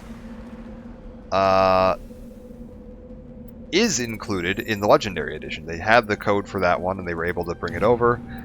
And it's got a... I played it already on this playthrough. Got a bit of a unique spot in that in the original Mass Effect 1, you hear the Batarians mentioned a few times throughout the game, that they're pirates that exist out in the Skyllian Verge, on the Attican Traverse, and they've raided some human colonies, and they're slavers, but you never meet any. You never see a Batarian anywhere in the game. Bring Down the Sky, they actually came up with a model for them. The Batarians had a model, and it's a DLC where they've hijacked an asteroid and equipped a bunch of engines to it, and they've fired up all the engines, and they're going to ram it into a human colony on a planet to kill everyone. And you can stop that. Which I did. We already completed that mission.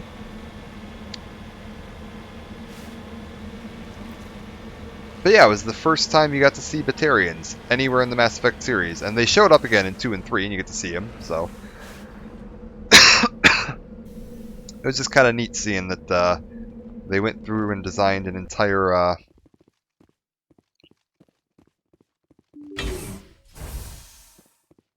Yeah, I mean, bumping the difficulty up's fun. Hardcore's pretty manageable. Insanity is... It gets tricky.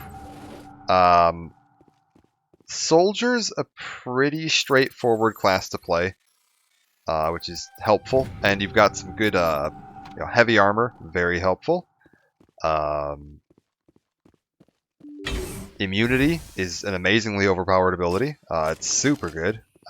Shield regen, all that stuff, really solid abilities. It's the most, just straightforward, hey, I'm playing Call of Duty here class in the game. I typically play Soldier, because I just want to get in here and enjoy the game. I'm here for the story, and I don't want the combat getting in my way. But I've played through these games so many times now that it's like, you know what, let's try something different. I did a Vanguard playthrough on Insanity last time, all 3 games. Vanguard's really fun in Mass Effect 2 and 3. If you haven't played Mass Effect 2 and 3 again before, they hugely overhauled how all of the abilities in the game worked in 2 and 3. Mass Effect 2 and 3 don't play anything like Mass Effect 1.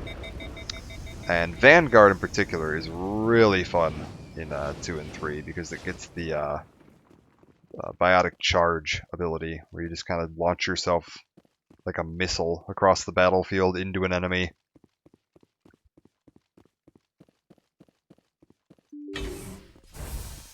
Okay, let's do this without getting murdered by going like this and then backing up. Come on, team. Come on, we're going this way.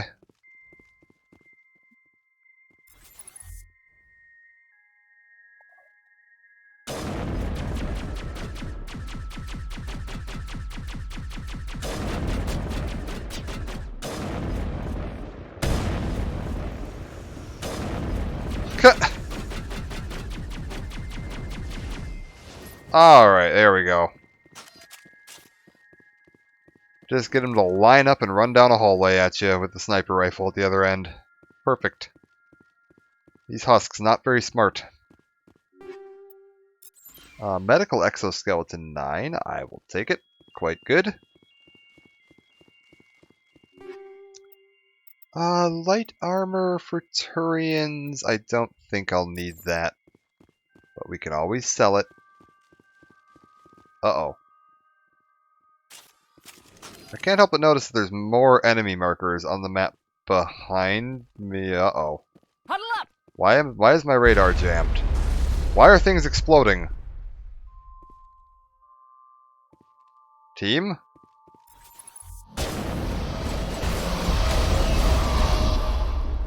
Yeah, like, I'm not a huge fan of this right now.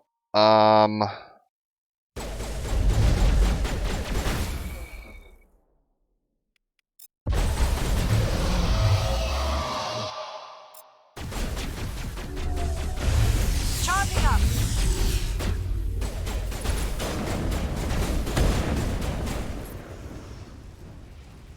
Are we dead? Is everyone dead? Okay. Okay. So a bunch of Geth marched into the base behind me. That's good.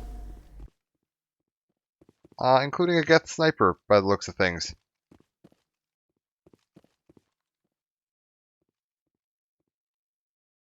You know, them snipers that have been one-hit killing me. Well, yeah, I'm just gonna go back this way for... Oh, no. Liara, calm down. Just come back here. See, it's fine. Liara, put the gun down. See, we'll just walk back here and quick save in this room where we'll pretend like nothing's happening. And now we'll go back out there and find the horrible monster that's trying to kill me. Hello? Horrible monster? Okay, that was one shot to kill a Geth on Insanity. That's pretty good.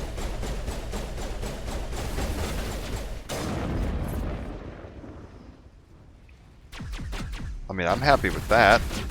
What are you all shooting at? You're shooting at a trooper over there. Where is he? I see him.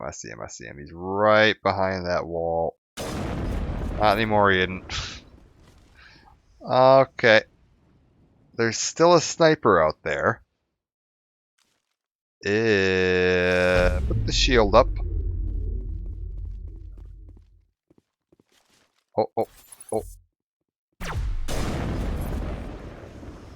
Okay, that's the sniper dead. There's one more enemy. Oh. Oh no.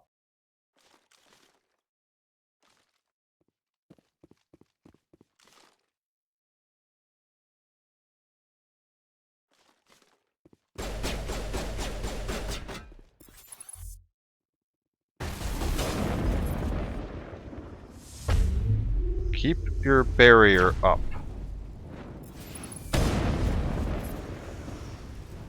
Okay.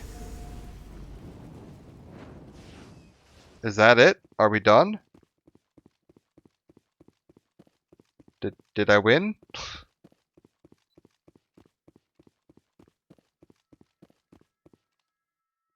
I think I might have won. We'll put all my weapons away for now.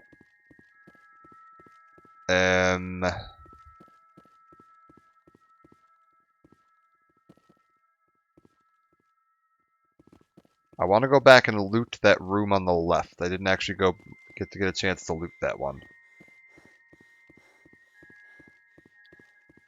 Okay, well we survived a Geth ambush. That's good.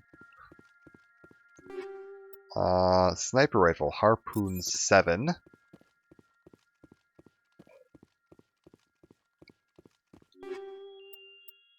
But yeah, I would say if you're finding a veteran on a soldier, easy. Yeah, bump up the difficulty.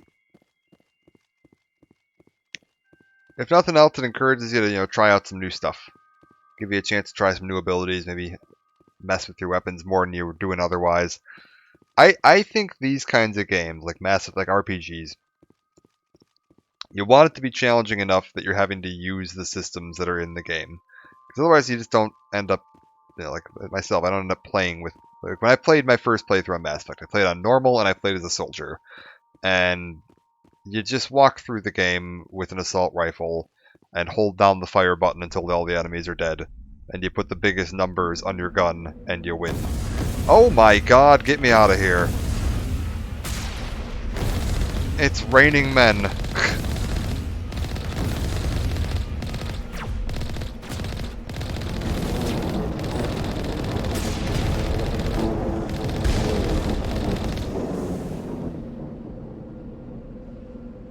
Goodbye, Geth.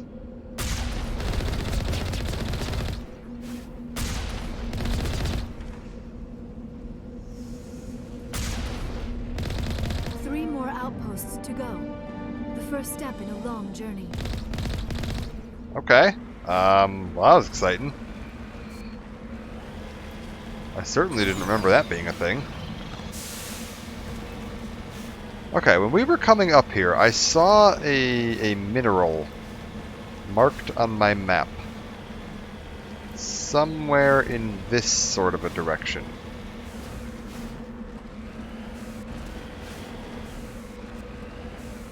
I think.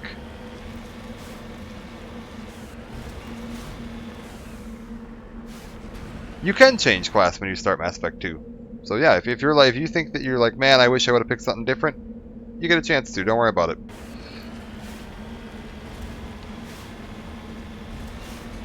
And with the way the systems work in Mass Effect 1 versus how they work in Mass Effect 2 and 3, I honestly think Soldier is one of the particularly if you're a newer player or a return player that hasn't played these games in a long time, Soldier is the most friendly class to play because it's the least finicky. You get all your weapon abilities. All the weapon abilities are great, so that's really helpful.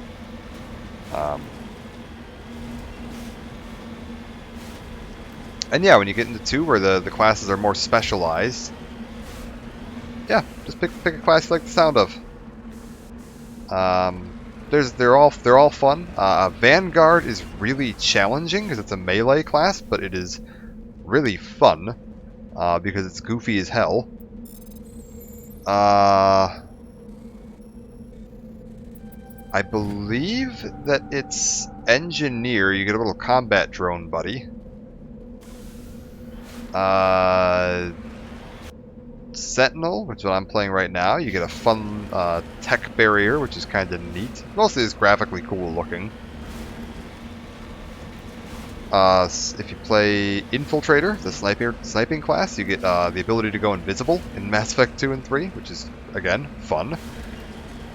So there's a lot of neat stuff to mess around with. Soldier's big ability in Mass Effect 2 and 3 is you can slow down time. They call it combat focus or something, adrenaline rush. The upgraded version of adrenaline rush, I think. And they you get a slow time effect for a brief period, which is interesting. But you know, compared to like being able to go invisible or hurl yourself like a missile across the battlefield, not as interesting. All right, I think we're done with this planet. You also get the chance to completely redesign your character in Mass Effect 2. Not only just like your class, but your face. You can rebuild your whole face. So if you're like, man, I've created the most ugly Shepard imaginable, you can fix that. Or if you decide that you want to play as the most ugly Shepard imaginable, you can do that too.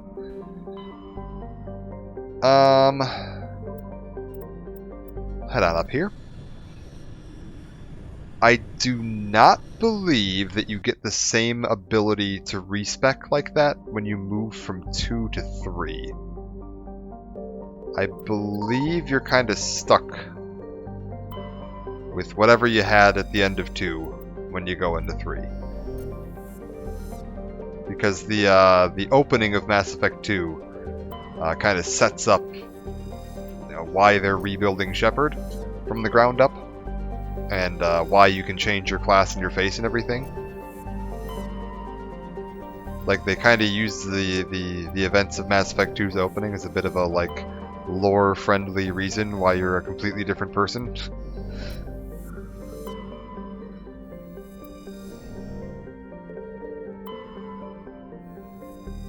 Alright, it looks like that's everything that I can get from scanning. Let's go ahead and land on this planet and clear out some more Geth. Bring along Liara and Garrus.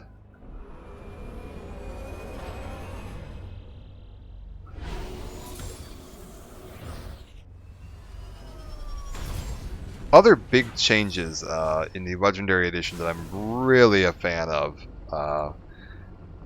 The changes to the requirements for the different achievements / trophies.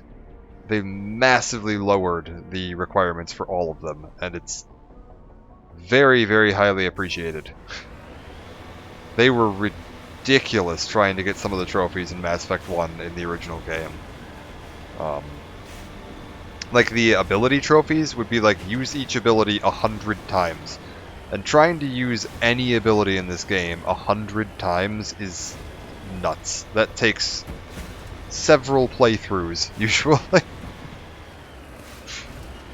And if you wanted to get all of them, you had to use every single ability in the game 100 times. And if it's like an ability that your character class didn't have, that means you're like going in and manually activating your companion's abilities, and nobody does that. Like, I'm doing that on Insanity a little bit because you kind of have to, but like, if you're not playing on Insanity as a class that can't use guns, you're not going to be spending time manually activating all of your companion's abilities.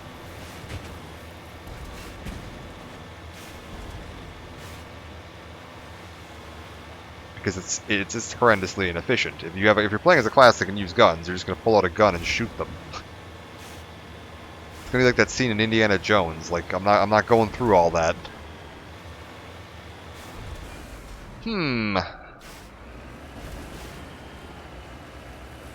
Gee, what's this large, round, flat area with some wreckage in the middle of it? And a bunch of random hills.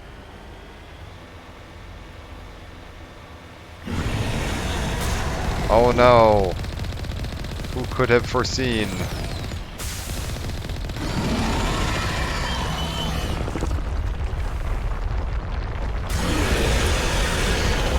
Oh, quit roaring at me, you're fine.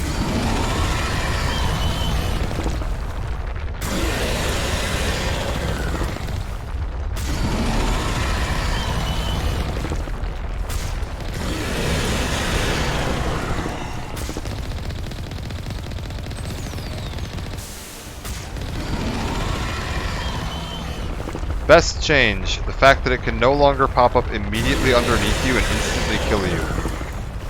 Because in the original game, it could totally do that. It would just randomly spawn out of the ground underneath the Mako, and it was a one-shot kill. Like, I don't think difficulty even mattered, you just died.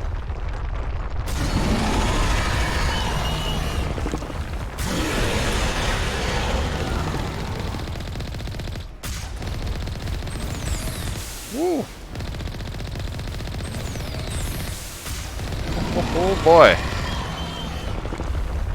Uh-oh. Uh-oh. Uh-oh. Okay, we're good. We're okay. Everything is fine. Oh boy.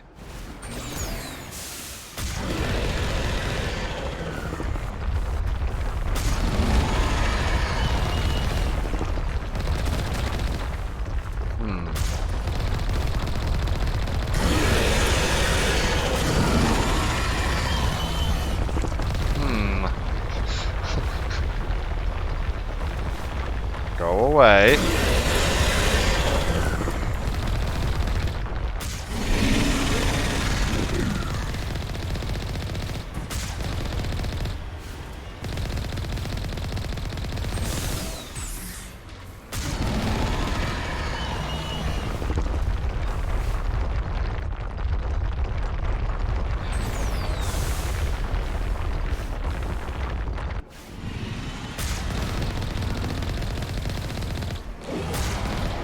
Alright, nice.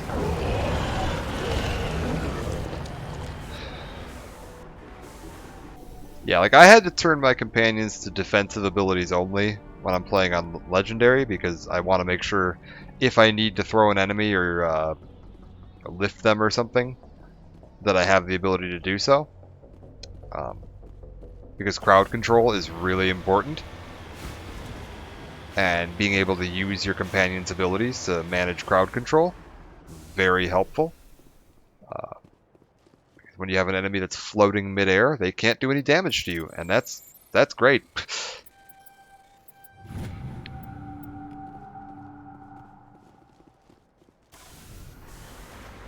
But yeah, if you're not playing on a difficulty where you need to be managing crowd control, you're not going to do it. It's just not going to happen.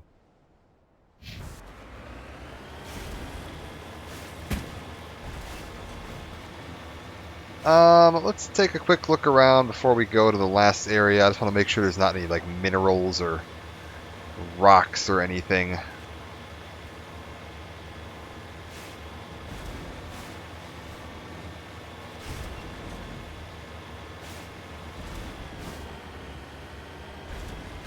I don't know if they made any improvements to the AI in the Legendary Edition.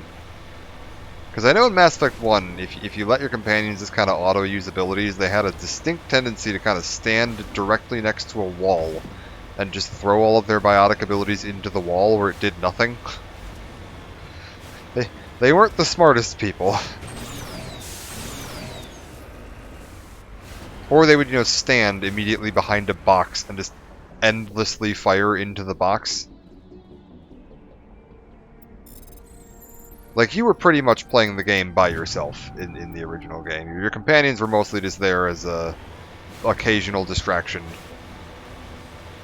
And if you, manually controlled their abilities, you could target abilities into specific enemies to actually get some utility out of it.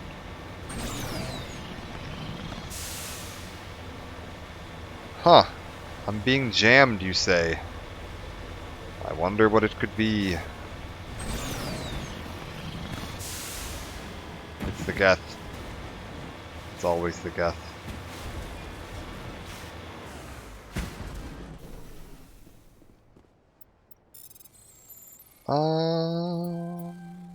There we go.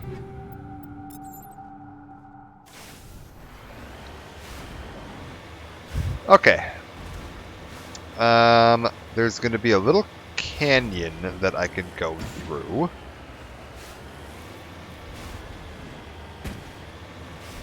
The other thing I would mention for the bumping up the difficulty, do what's fun for you. If you're bumping it up and you're finding that you're not having fun anymore, turn it back down. The only reason to really definitely want to play through on a certain difficulty is if you're trying to get the achievement for it. But in order to get the achievement, you have to have kept the difficulty at that level from the start of the game. So if you're halfway through and then you turn it up to hardcore or turn it up to insanity, you're not going to get the achievement for hardcore or insanity. And if turning it up to a higher difficulty level means you're not enjoying yourself, don't. I mean, experiment, try it out, but if you're like, yeah, I don't find it fun, then just turn it off.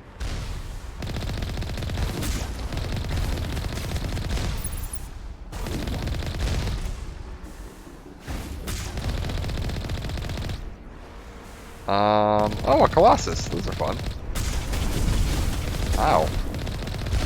Ow.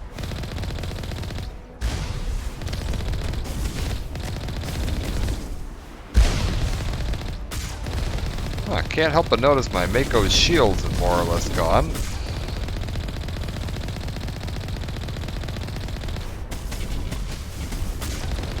Oh yeah, no, normal is definitely not hard. Normal is downright silly. Also, the Legendary Edition is substantially easier than the original release of the game, mostly due to some improvements in gameplay mechanics and controls. The original game was a bit janky. Not everything worked quite the way it was supposed to, and they fixed a lot of that in this. Hello? Oh, it's raining men again. I see. Get out of there. Oh, a Geth Prime. Those are dangerous. I mean, dangerous when you're on foot, but...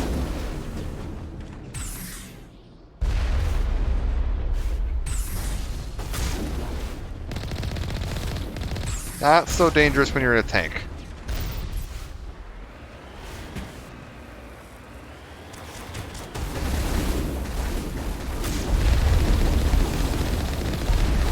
Oh, 2 Geth Primes. Oh, that's very, very challenging.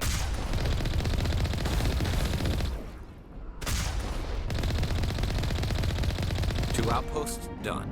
We're halfway there. Why is it still showing there's... okay, the enemies are all dead. Good, good, good. Let's roll.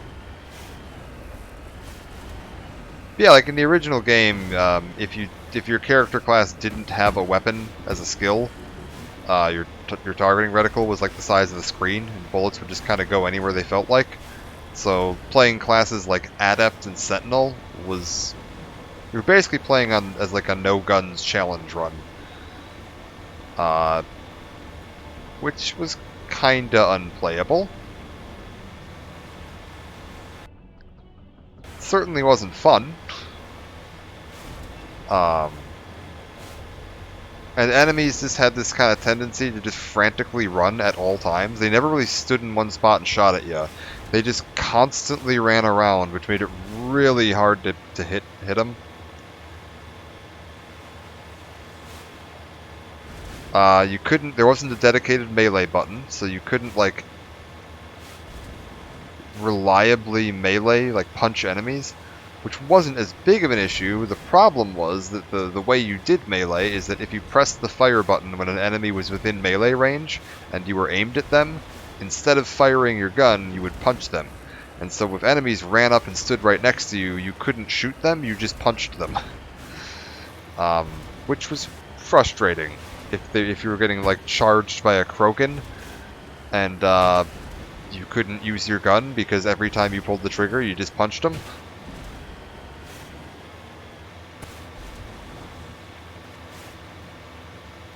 So all of those changes have made the game easier, but not in a, like, I don't want to say that's like a bad way. I don't think they made it easier because they made the game work right, and the original game didn't always work right.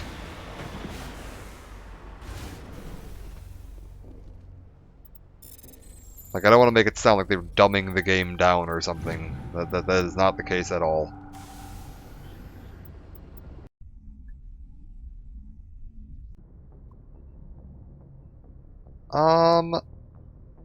We'll just keep exploring the Armstrong cluster here.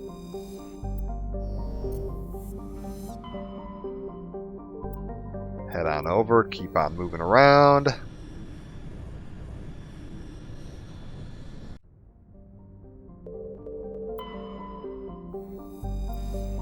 Survey.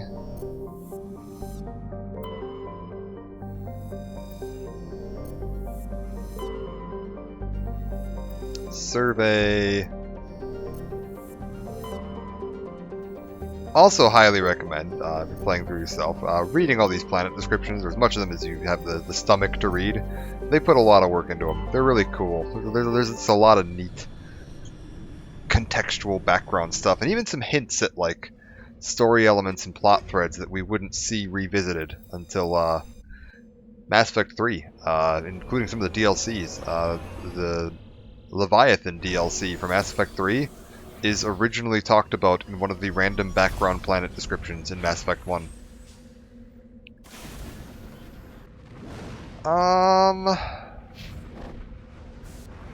Head this way.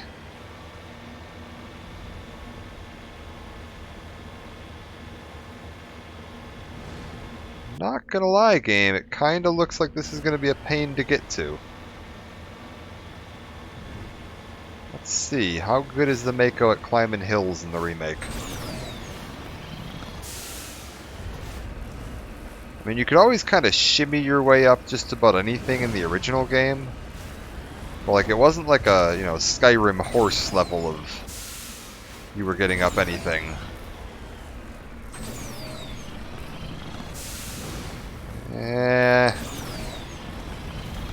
Yeah, it feels like that hasn't changed much. Okay, we're still...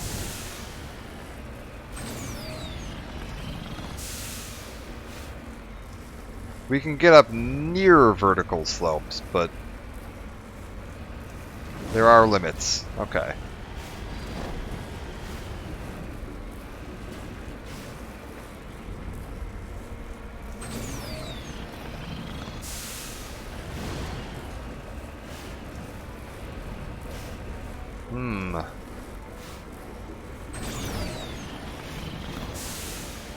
Oh God. Oh God, don't fall off a cliff, Mako. You're good.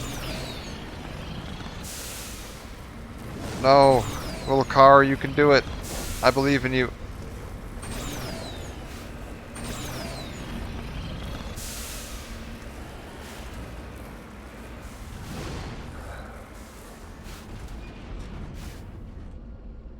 Yeah, Part 3's ending was big news, and I've talked about that when I did the original playthrough. I feel bad, because it is literally only the ending of... So, for anybody in chat that's watching that doesn't know, Mass Effect 3's ending is pretty widely regarded as one of the worst video game endings, like, ever released. I don't necessarily agree with that sentiment. I think it's disappointing, for sure. But it's not the end of the world, and it is very much only the like final 20 minutes or so of the game. Yeah, maybe more 20 minutes. Final hour or so of the game that people are upset about, and the entire rest of the game is phenomenal. There's like a 45-hour game there that's absolutely phenomenal, and the last hour or so is frustrating and just disappointing. Oh my God. Have I stuck the Mako? Wait, no, we're not quite stuck yet. We can get out of this. And especially with the DLC they released later, and I know like charging for stuff people don't want to pay extra for a decent ending. I get that. I don't. There was the free add-on expansion, whatever, patch, I don't know what you want to call it. It was an opt-in patch, we'll call it, because it was free, and yeah, all you had to do was select it from your add-ons menu and you got it. That added in some more context to the ending, which was one of the big issues people had, is that the ending didn't kind of just left you with a vague, I guess the game's over. And they added in an add-on that expanded on it and gave you like a slideshow ending, kind of Fallout style, catching you up on how it all plays out, which was okay. The bigger problem that I think a lot of people had is that it didn't feel like your choices throughout the 3 games really mattered much. It kind of just came down to, at the very end of the game, you pick one of 3 options and that's the ending you get. Which, after going through, 100+ hours of Mass Effect, where all of your choices carried over game to game and had a big impact on what was going on, that's a bummer. That's a huge letdown. And particularly when you're forming all these bonds and attachments with all your characters and party members, like the core of Mass Effect, what makes it so fun and so like memorable, is the cast. Like all your characters and party members and squad mates are just phenomenal. And the ending of 3 doesn't care about them at all. But then they had the DLC. They had the Citadel DLC, where you get to have the big meetup with all your party members from all 3 games and throw the big house party. Kind of get to catch up with everybody. And that was great. That's probably my favorite bit of content in the entire trilogy. That final little house party, and it's like an hour long, but like, it's so good. I feel bad that like Dragon Age fans didn't get anything like that, because it's so good. And like, it's frustrating that you had to pay extra for it in the original game, but if you're buying the Legendary Edition, all the DLC is included, including Citadel, so you get that for free. Not free, I guess. You had to buy the Legendary Edition.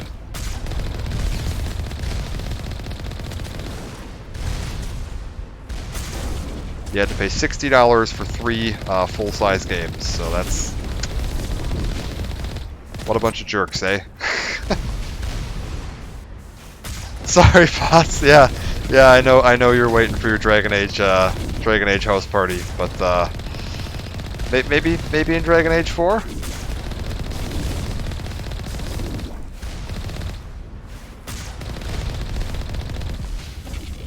Oh yeah, I know exactly what you mean. Where it doesn't feel like you're picking your ending. It feels like you're picking.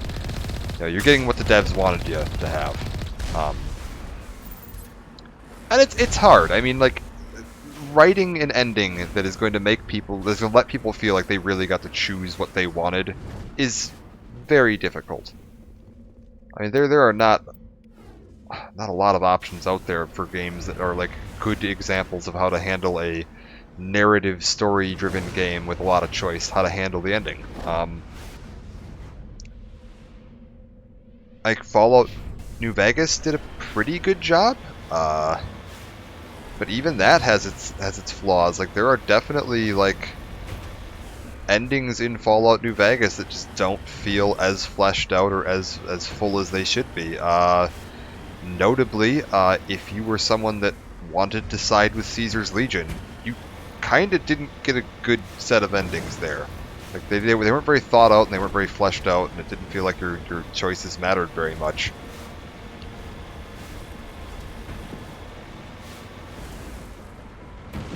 And there's been a lot of mods that have gone in and fixed that, but if we're talking just about the games as they were released, yeah, even that has flaws, and that's one of the, I think, best examples I can think of a game that gives you a really good set of choices for the ending. Dragon Age does a phenomenal job of giving you a lot of player choice and interaction, but the endings, like the main story of the Dragon Age games, of each Dragon Age game, is pretty rigid. What they give you a lot of flexibility with is your companion stories and all the side stories, and kind of the general state of the world. But the actual, like, main storyline, like what you're going to be doing as the ending of the game and the main plot notes, that's pretty similar playthrough to playthrough. Why is my radar jammed?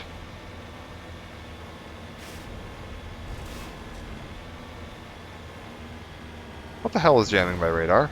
It must be something just over this hill. It's something just over this hill.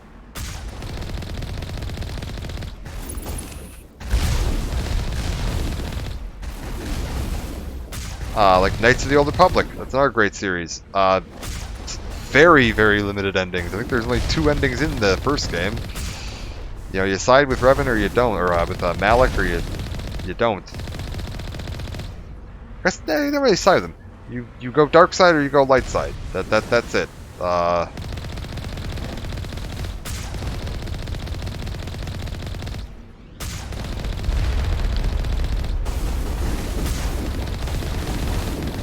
There was a little more going on in Knights of the Old Republic 2, but again, not so much with the ending, but with your different character interactions. Just one more outpost left.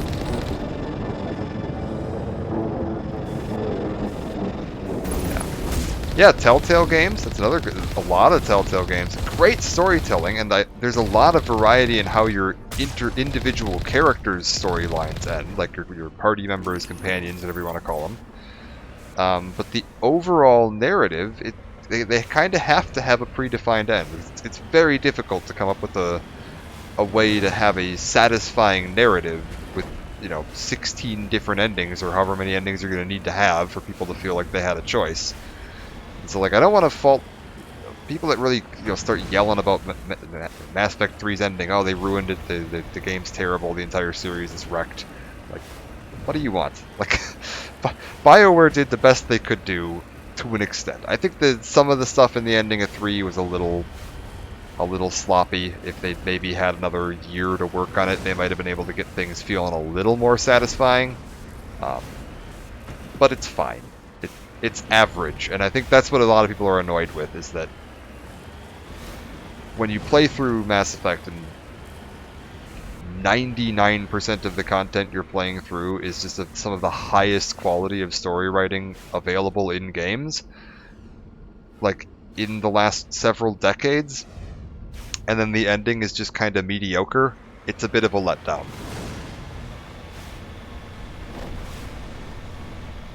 I know there were even fans that were asking, like, when they announced this Legendary Edition, and I was looking at, like, you know, forum posts and the comments section on the trailer on YouTube and BioWare's Facebook page and things like that. There were tons of people that were just jumping into the comment sections and stuff to just say, like, well, unless they fix the ending to 3, I'm not buying this. And I'm like, why are you here? Like, if you hate these games that much, what are you doing here?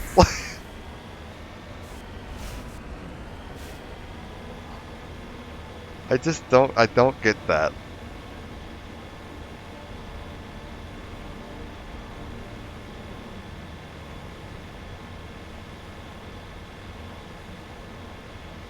Like, the ending of Mass Effect 3 accounts for, if we're going to talk about the whole trilogy here, all 3 games, the ending of Mass Effect 3 accounts for, I don't know, 2%, if that, of the story and writing in the games, like of the entire trilogy. Probably less than that, probably 1% or less of the amount of like dialogue and story that you are going to encounter in a total playthrough.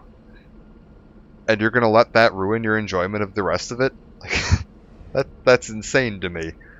I cannot imagine doing that. I don't know what like, I can't think of something that doesn't have like 1% of its content that I don't care for. I don't know how anyone would ever get through or enjoy anything in life. They must just be the most miserable people.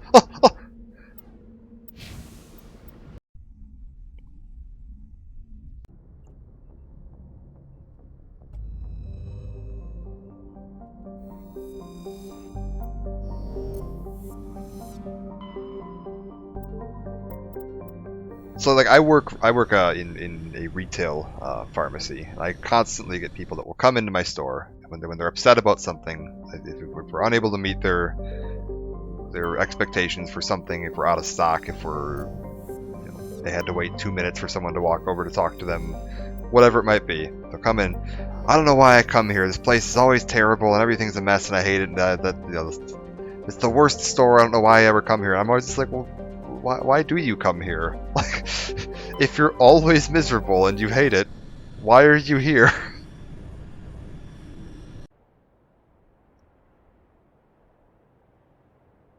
Did you play Mass Effect Andromeda? I remember reading about it. It was really buggy, and it must have been pretty bad as it was dropped now. I did play Andromeda. I very much played Andromeda. I pre-ordered it, went to the midnight launch, wearing an N7 hoodie, and stayed up all night. I think I beat the game within 2 or 3 days of it launching. I'm a little curious what you mean by it was dropped now. So the state of the game when they released it, it was buggy, which was a problem. Most of the bugs were just kind of comical. It wasn't anything too game-breaking. It was just kind of like sloppy.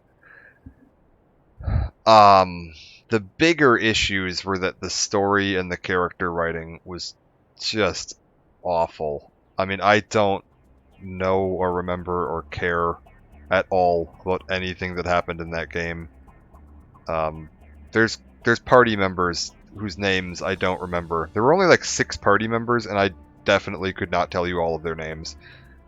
Like I remember there's a female Turian. I don't know her name. I think it starts with a V.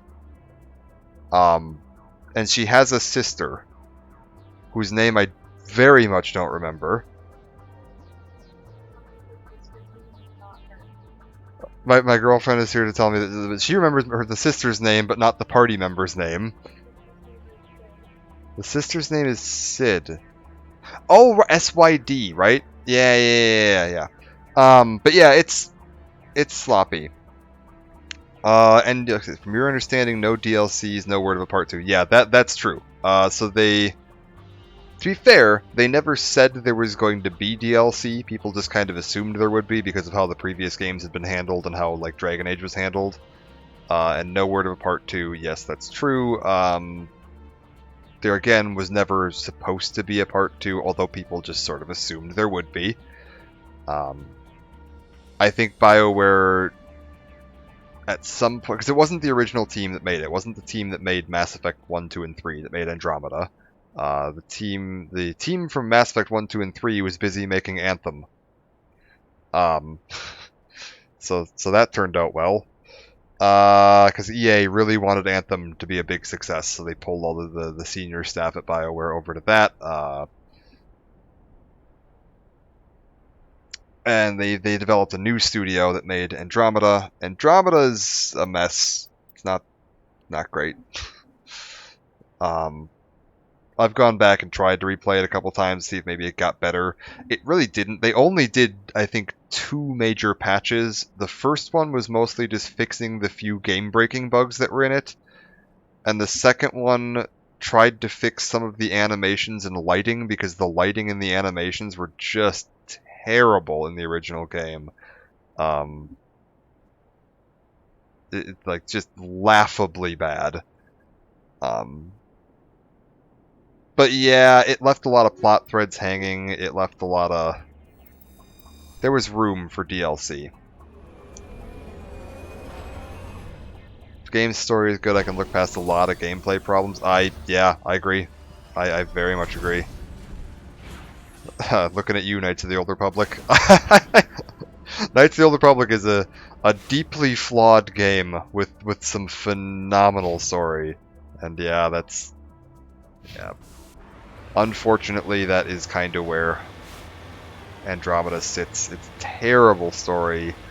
The gameplay was decent. It was fun enough, especially once they fixed the bugs. The combat was a lot of fun. It was fast and you know, energetic and interesting. One thing I am hoping we'll see, and they haven't like... They initially flat out ruled it out, and then they rolled back their, they rolled it back to a maybe, is the multiplayer from Mass Effect 3. I would really like to see that get added into this Legendary Edition as DLC. Like, I would pay an extra $10 to get the Mass Effect 3 multiplayer back. It's really fun. And they... originally said that was a no, because it would have been too much work to port over the servers and everything, which I understand. That's multiplayer. Anything is a lot more work,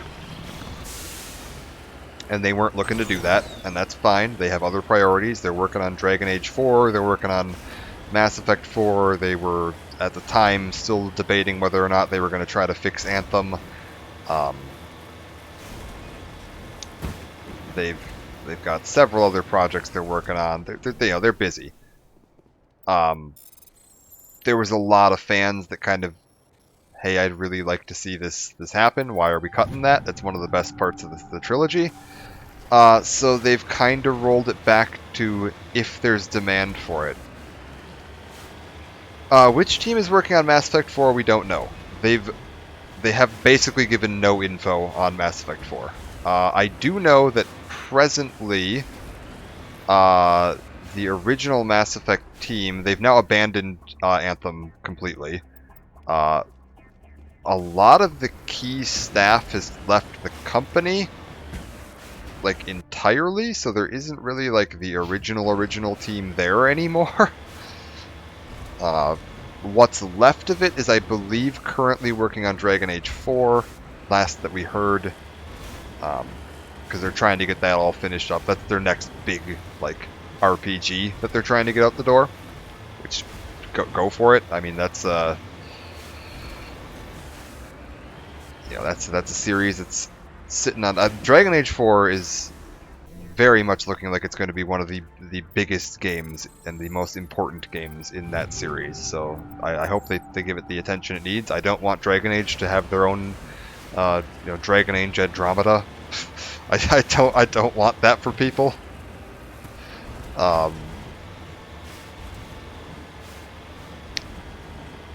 And then they gave the only info we have about Mass Effect 4.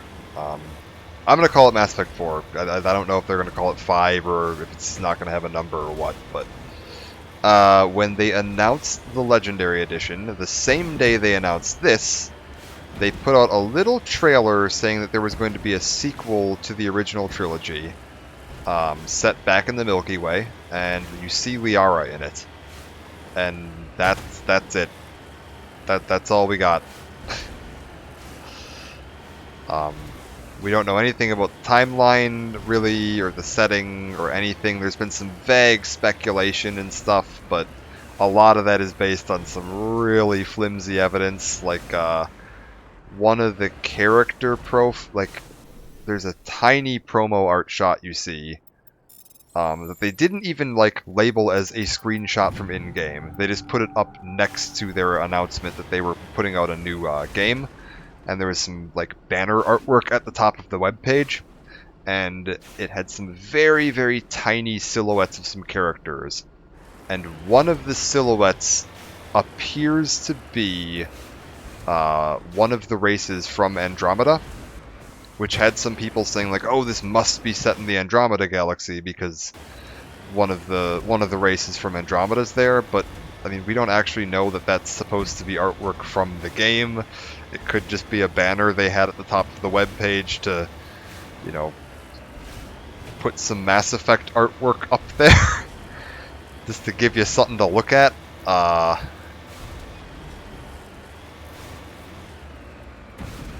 And they certainly haven't said anything official one way or the other as far as timeline or setting.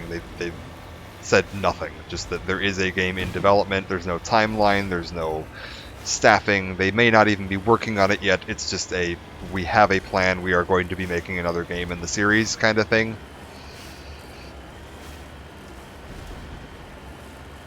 And I believe recently, like this week, I agree. I would very much like to see it set in the Milky Way galaxy after 3, although that does mean if they set a game in the Milky Way galaxy post Mass Effect 3, unless they set it a long time after Mass Effect 3, like tens of thousands of years, they are going to have to pick which ending is canon in Mass Effect 3. And I don't know that they necessarily want to do that. I think they like leaving that up to the player. Even though the endings aren't great, I think they would prefer to have it be something that each player can just say, like, I decide which of the 3 crappy endings I get.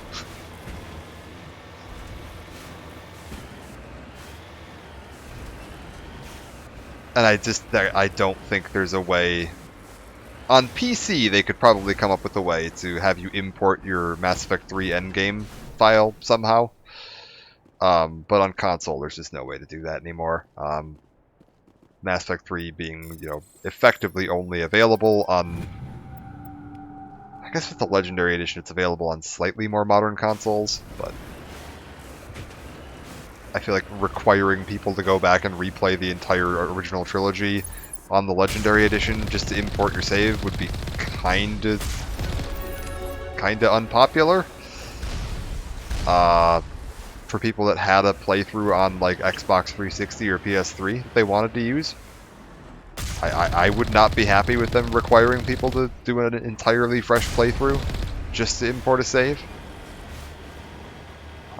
So they'd probably have to pick an ending, and that would upset a lot of people, because there's going to be people that are going to be like, oh, that's not my ending. This doesn't feel like a sequel to my game.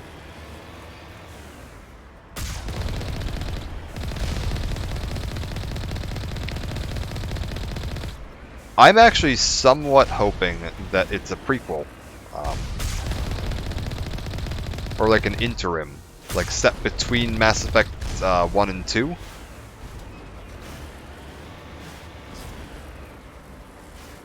And the artwork we saw is Liara on a icy planet.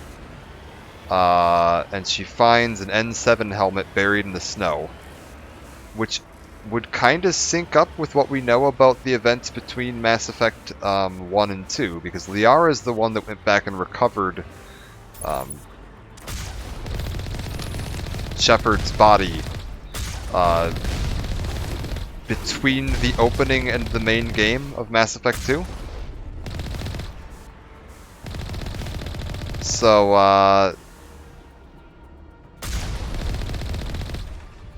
I think that potentially might be what we're seeing there, although some people pointed out that if you massively tweak the gamma on the trailer, you can see the corpse of a Reaper in the background.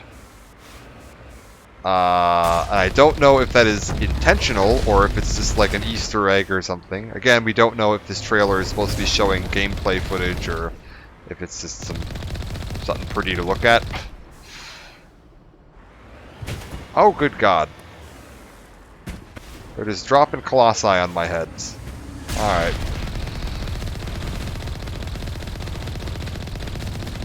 Nope. Nope.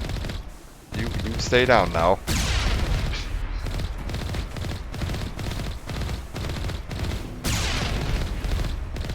Stay on the floor.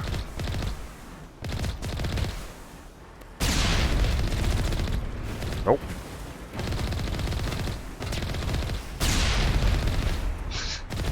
I love that this works. That you can just kind of like nudge them around and they can't do anything to you. Off you go. Bye. Is that gonna kill it?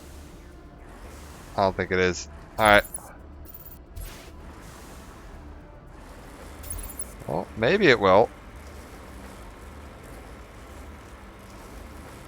Is it dead?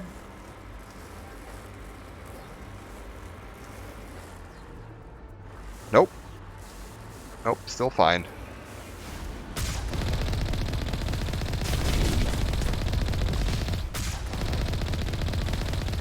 Not only still fine, I think it healed. Strange. I expect one of these outposts to be the main base of operations for this incursion. One moment. This receiver appears to be picking up some kind of transmission.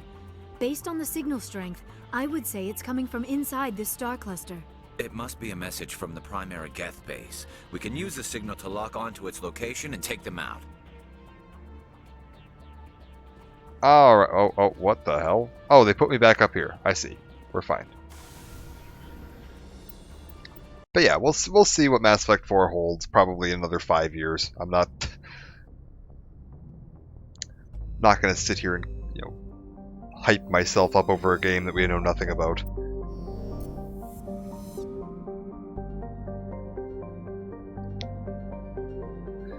They did. Option between Mass Effect 1 and 2 back in the day. It allowed you to pick your choices before starting up Mass Effect 2. They did kind of. There was a DLC you could buy that added a choose-your-own-adventure comic book to the start of Mass Effect 2. It was called Genesis.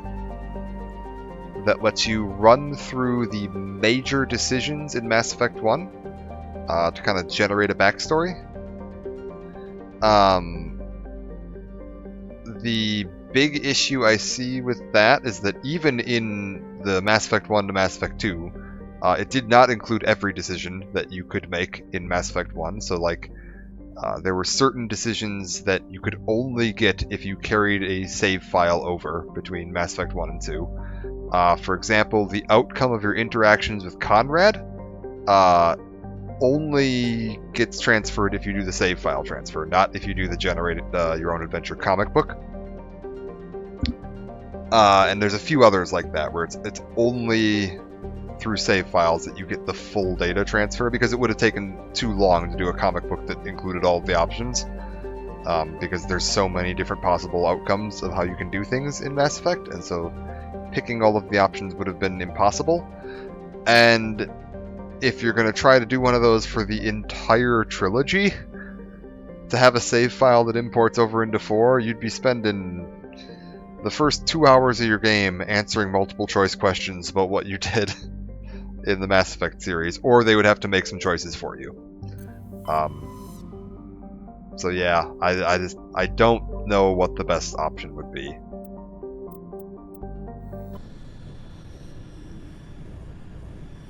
I'm thinking an interim game that kind of stays away from most of the main characters. Like, for example, if they include Liara but don't include the rest of your party, Liara doesn't have a huge... It's set between, like, 1 and 2. Liara doesn't have a huge amount of variables associated with her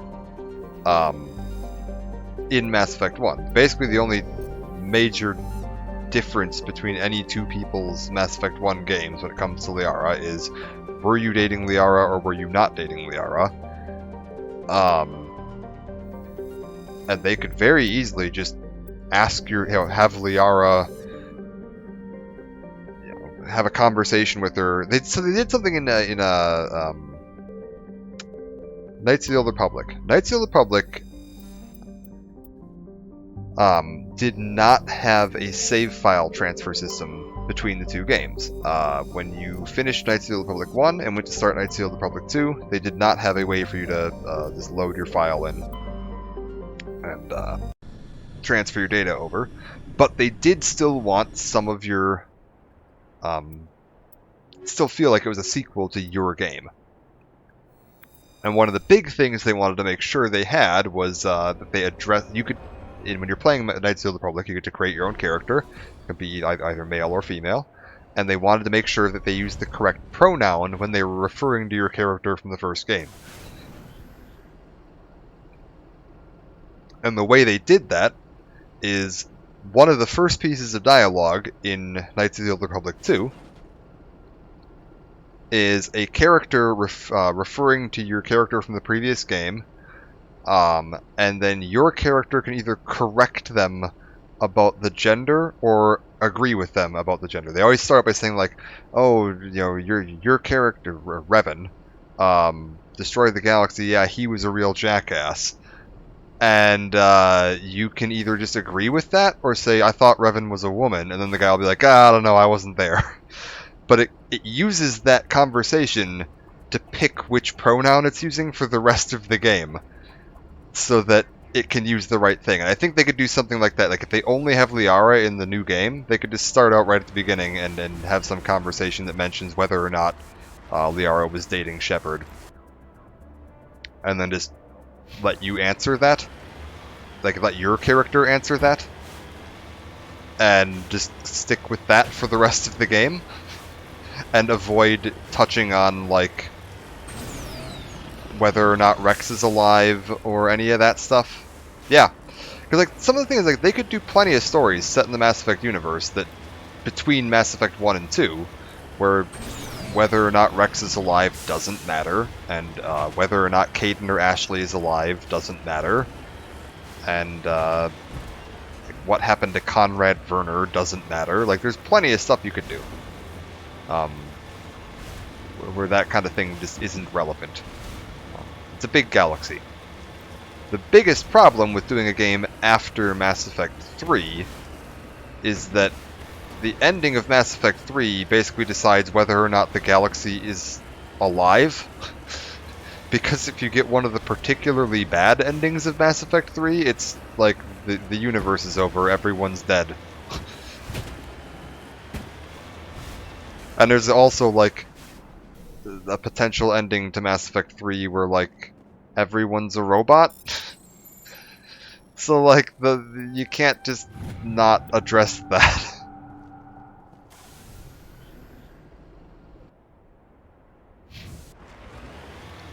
And it's hard to even just, like, lightly brush over. You kind of have to go through a lot of different decision making. Whether or not the genophage is cured. That's a huge difference in the future of the galaxy. Whether the Quarians or the Geth survive. That's a huge difference. So yeah, they'd have a lot of different variables and outcomes.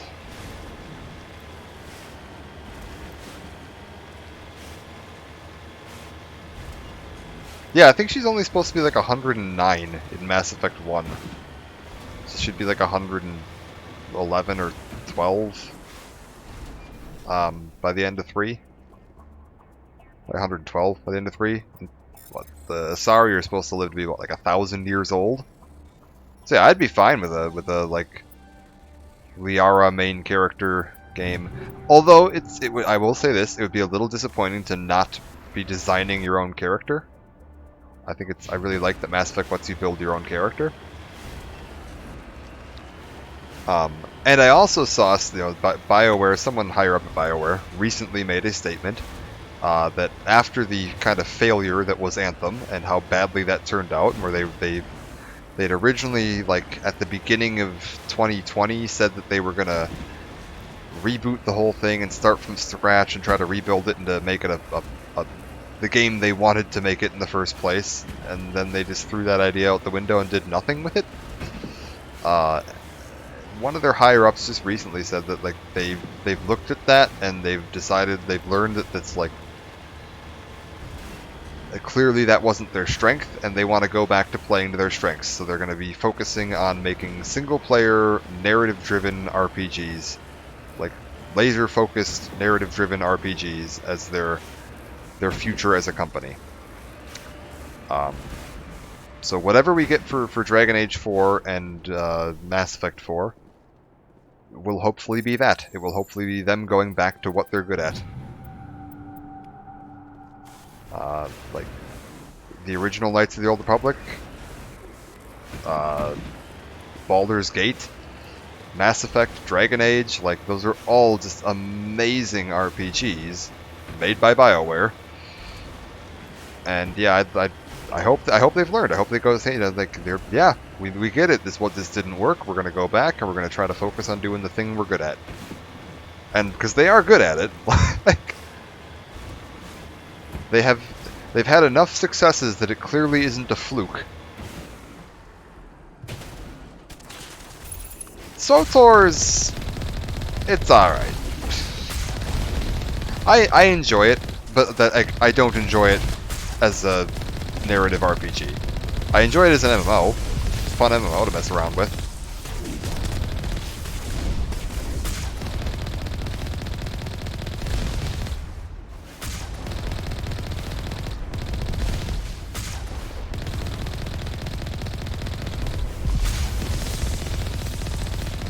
Like I've been subscribed consecutively for like 4 years now. Mostly because I always forget to cancel it, but like it's there, it's playable. I have a fun time. I enjoy my my Imperial Agent.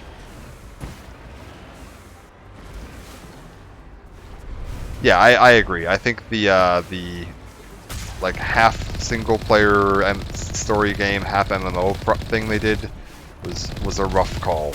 Although they kind of backed off on that in more recent expansions. Like if you play any of the more recent expansions, you can't even play the story missions in a party. You have to play them all single player. Because like my girlfriend and I were going to try to play through one of the expansions together, and every time we entered a mission, it phased us out and put us each into our own separate little phase, where we had to make all the decisions on our own. And then when the mission ended, we could meet back up and walk to the next mission together. But like, yeah, that wasn't fun. At that point, we were just sitting next to each other, playing the same single-player game.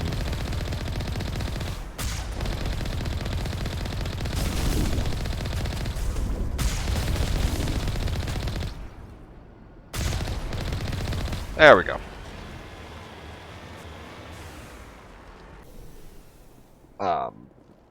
But yeah, I agree. I think they're very much, they're better at doing single-player RPGs than they are at pretty much anything else. And so, go back to doing that, focus on it, be good at it.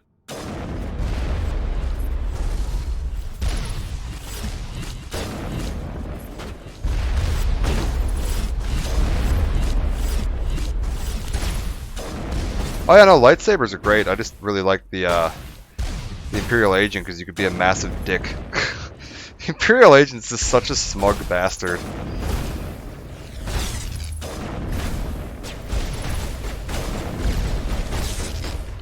Okay, we need to get some of these guys off their feet because this is getting to be a problem. You, huck that into there. You, get that into there. let's get a singularity in there.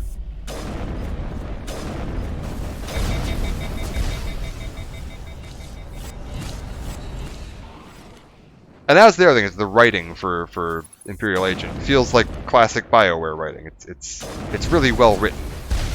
Granted, I've heard the Sith Warrior is actually really good too. The ones I've heard good things about were Imperial Agent, Sith Warrior, and no. Game.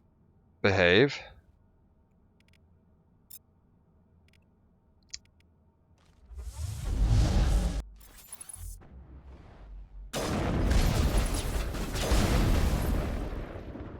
Jedi Knight, Sith Warrior, and Agent were the ones I've always heard good things about. Now, what is shooting at me? Oh, it's a Geth Prime.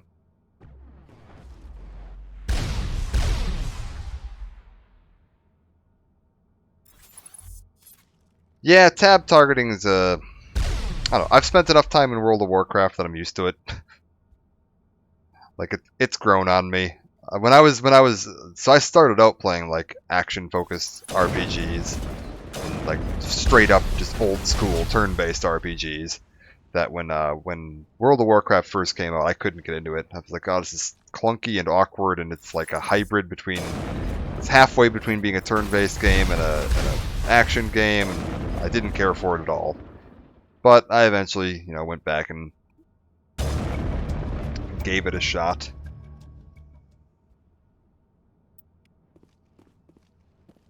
And once I got used to it, I dumped, half my life into it. And then, now it's just kind of grown on me. I've actually been playing quite a bit of the Burning Crusade Classic lately, which has been quite fun. I'm not, like, super, like, competitive in those games either. Like, any of the MMOs I play, I don't get, like, big into, like, endgame rating or super hardcore into PvP or anything, because it's like taking the fun out of it, man. I just want to mess around, have fun. I want to level, I want to quest, I want to go through some zones.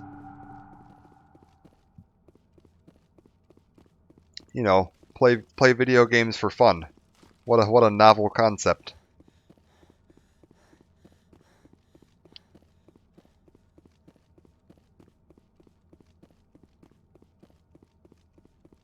Nothing up here. Alright, so we're all done with the Geth incursion into the Armstrong cluster.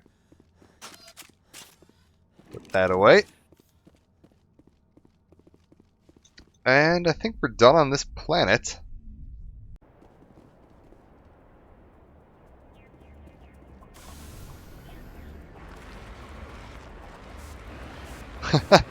Ultima Online. There's an old one, yeah.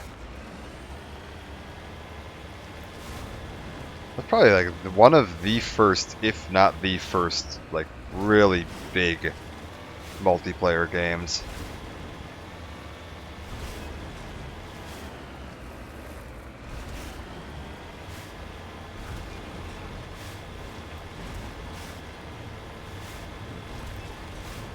Yeah, I did not play that one, just because I didn't have a reliable PC back in those days. I think the first like MMO that I played, I was in the beta of RuneScape. I had a friend whose dad knew like one of the founders of Jagex. And he'd gotten a review code, or like a, not review code I guess, but a early access code link to create an account on RuneScape, and he got me and like his son and myself and a few other people into it. It's like I had one of the first, like within the first 10,000 accounts in RuneScape. Like way back, 2001. It's really funny to me because, like, so much of that game changed so quickly. Oh, that's really weird. I don't like that. Can we see it if I get out of the car? Okay. So this is a glitch or a bug or whatever you want to call it. That mountain range and the horizon there, the really, really faded one, it goes behind the star.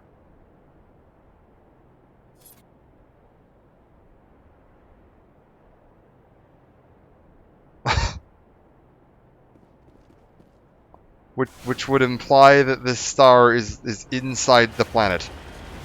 I'm gonna see if I can get up on top of that mountain right there and get a look at this. What the hell?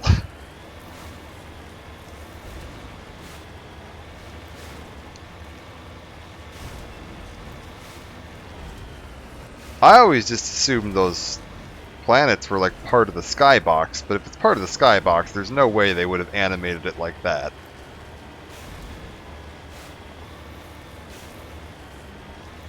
Like, no artist would think, hey, I better put this mountain behind the, Oh my god, no, it's like...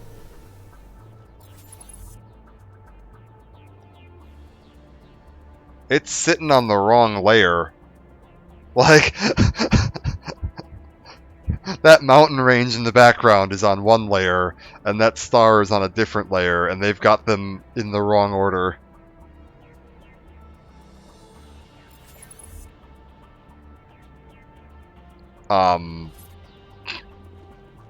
Can I drive into the sun?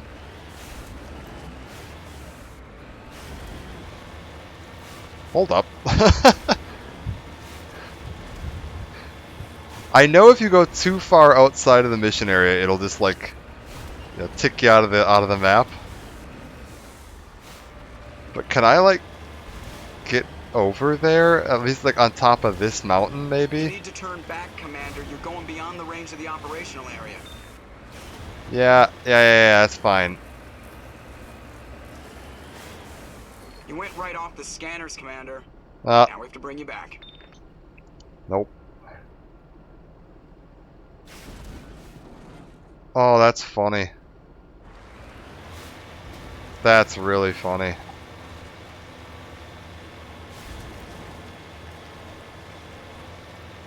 Where'd they put me? Down here? Alright. Let's go take a look at that. Now I want to see this from another angle. That's funny.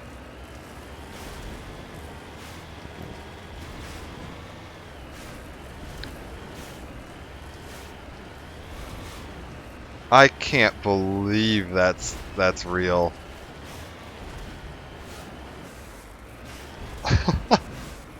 I wonder if it's like this in the original game.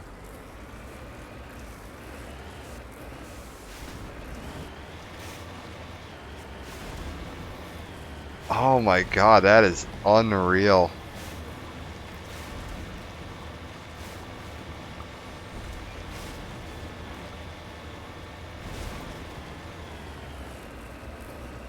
So this is where? This is the Armstrong cluster? And it's the landable planet in Grissom, I believe. You need to turn back, Commander. You're going beyond the range of the operational area. Okay, hold up. I have to know now. I have to know if this was like this in the original game, or if this is a bug that was introduced in the Legendary Edition. So apologies, the sound is probably going to get a little weird here for a minute. One sec, let me 160-70.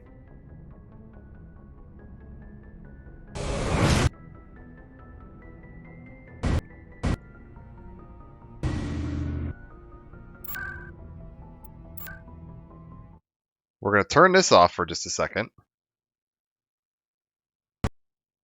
Give me one moment.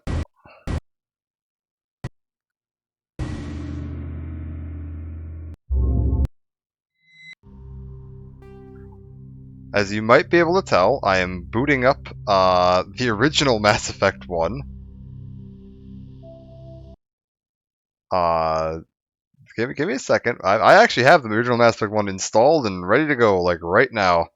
I can do that no problem. Let's just do this real quick.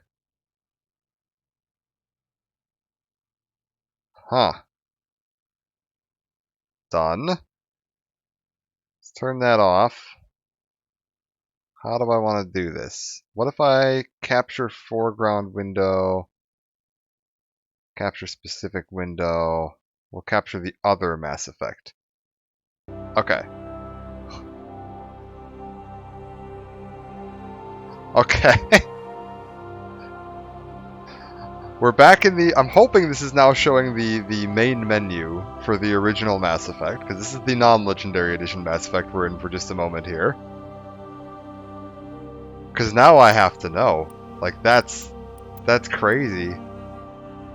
Let's go to this save here.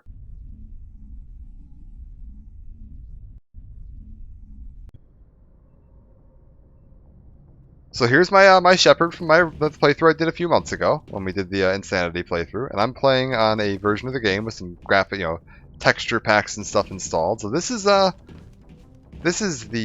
nicest looking version of Mass Effect 1 you could get before the Legendary Edition came out. All the texture and lighting and reshade enhancements are all running on here. So for a little bit of a comparison, yeah, this is what you were looking at as a high-end version of Mass Effect 1, pre-Legendary Edition.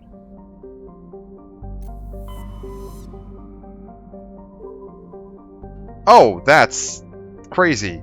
I'm in the Armstrong Nebula. Wait a minute. What's going on here?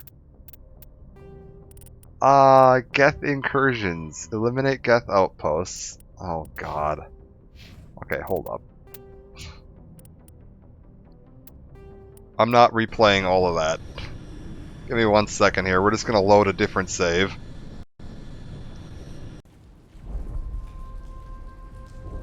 Where am I? Ah, we're here. Okay, that's fine. I can get back to the Normandy. Give me a moment.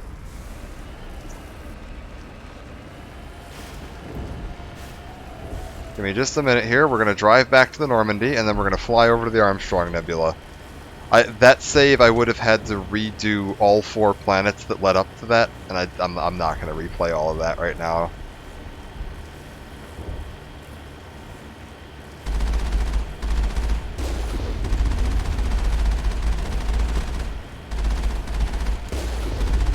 Yeah, so that's the difference in the canon. I much prefer this canon. It's so much more meaty sounding. Like, it's got more bass.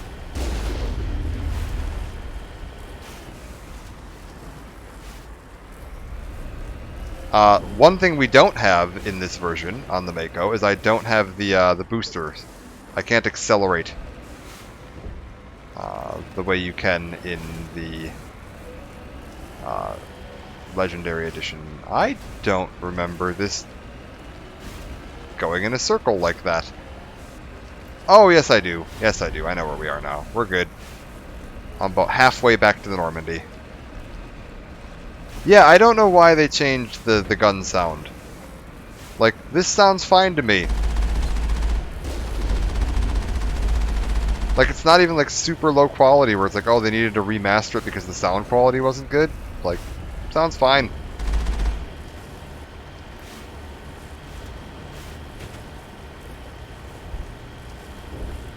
You might notice the Mako is a little hoppier. It doesn't stick to the ground as well. It likes to bounce around a little bit more. Suspension needed some work.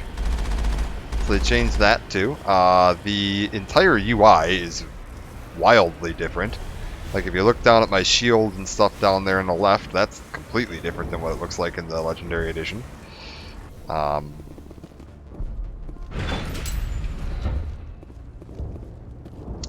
Rex is alive in this version, so that's a difference. What do we have here? I'm trying to remember how I get back to the... Anything else worth showing off? Just general UI changes. You can see the, this is all wildly different. There's actually a feature they removed that annoys the hell out of me. You can no longer tell your squad mates to hold position. Or to attack a specific target. They got rid of this option wheel here. For I have no idea what reason. But yeah, they just flat out removed that from the game. I'm not gonna kill Rex. This was a Paragon playthrough. This guy was a hero. What was his, I think this is Richard Shepard. He goes by Dick.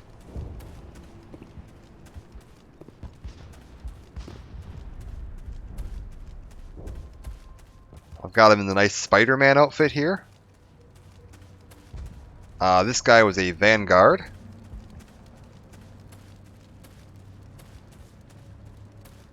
And yeah, we'll, I think the Normandy's right through here. So if I go hop in the Normandy, we can fly over to the Armstrong cluster and go take a look at that planet, because now I need to know.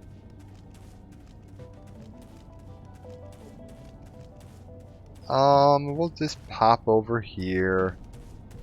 And yeah, overall, like, this looks pretty similar. One of the biggest changes you can see in the Legendary Edition, aside from some, you know, there's noticeable texture changes. Like the Normandy here does not look anywhere near as good as it does in Legendary Edition. It's noticeably muddier. I don't know how much that's going to come through on stream, but in person, it's quite noticeable.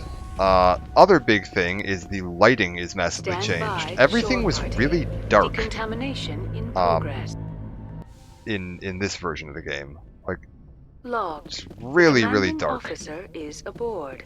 And Exo Presley stands the lighting is much more natural looking in the new version, which is phenomenal. So we'll go here and we'll fly on over to the Armstrong cluster.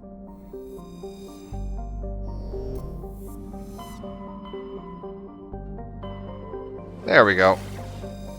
Grissom, thank you. I will say this, the another big change, the textures, the pictures in the background of the galaxy map. My god, do those look nicer in the Legendary Edition. The galaxy map is absolutely gorgeous.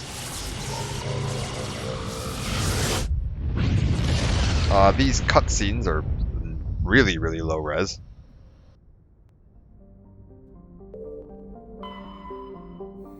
Nope. Already forgot which planet I'm going to. Oh, it's the moon. Duh.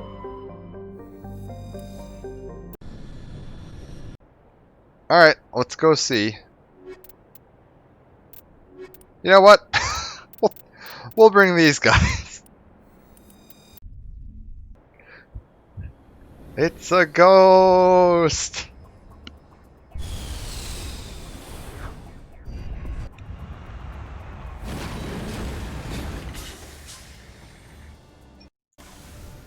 Okay. So we're looking to see if I climb up on top of these mountains.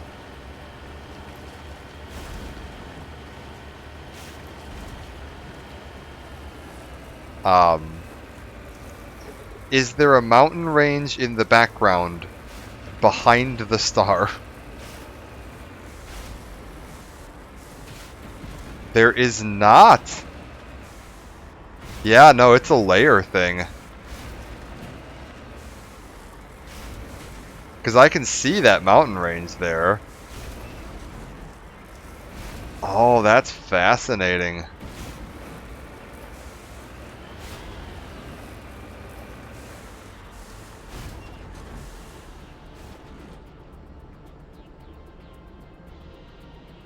Yeah, they have so that mountain range in the far distance there, like there's kind of a ditch there, and I think that's the end of the 3D modeled world, and everything past that is part of the skybox, or like a flat 2D layer they're putting up, and they put that mountain range in front of the star correctly here, so it doesn't look like.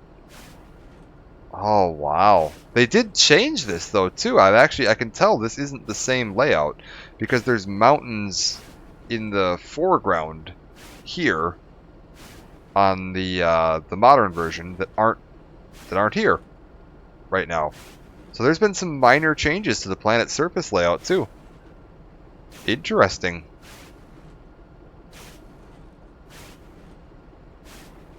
Well, now I'm going to be watching for that on like every planet I land on in the Legendary Edition.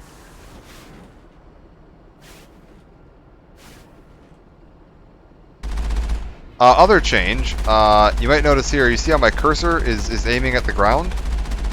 And my cannon isn't hitting there? Yeah, they fixed that in the Legendary Edition. Now when you pull the trigger, your gun actually, you know, hits where you're aiming.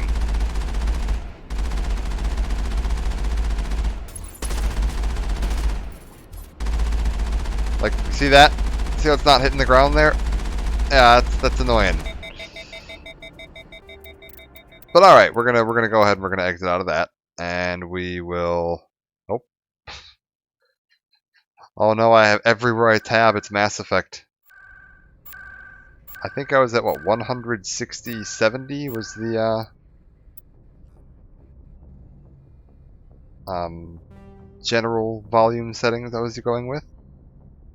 And then we'll go back over here and we'll tell it to switch to capturing the other Mass Effect.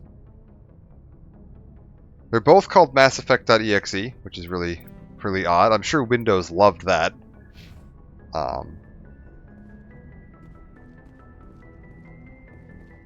Message from Admiral Hackett, Commander. Patching it through. We just received your report. Looks like this Geth incursion was bigger than we thought. They were probably preparing for a major offensive in the system. We're increasing patrols in the Armstrong cluster to make sure they can't establish another foothold in the region. Nice job, Shepard. You saved a lot of human lives on this mission. Hack it out. Yeah, no, the a little bit of an unintended side-by-side there, but yeah, there you go. There's a little side-by-side comparison of the, I guess not side-by-side, but comparison of the two games graphically. What else do we have to do here? I leveled up again.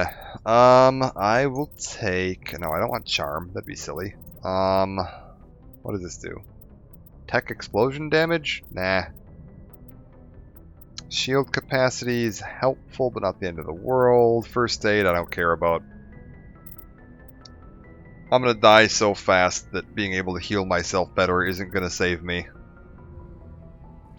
Stasis might be worth looking into.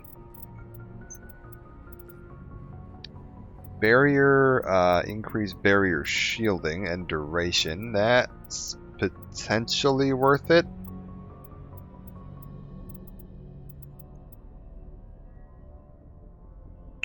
I think we want to go increase lift and try to get lift up to a higher radius. That's going to be probably the most useful thing I can do. Let's go sell some guns real quick. And if we have the money for it, maybe I'll buy another set of the Tier 7 Spectre gear.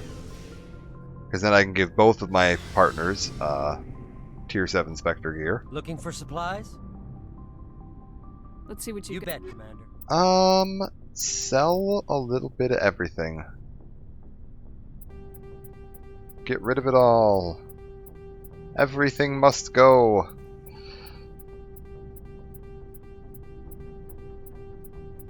Oh, I don't think we're going to need to worry about money. Oh, I think we might have broke the money. Oh, leveling up this fast and giving me all this gear this early in the game. Oh no. What have they done?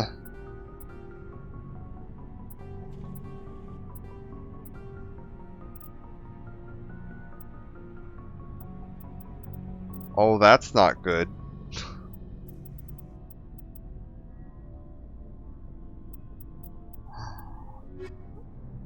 Looking for supplies?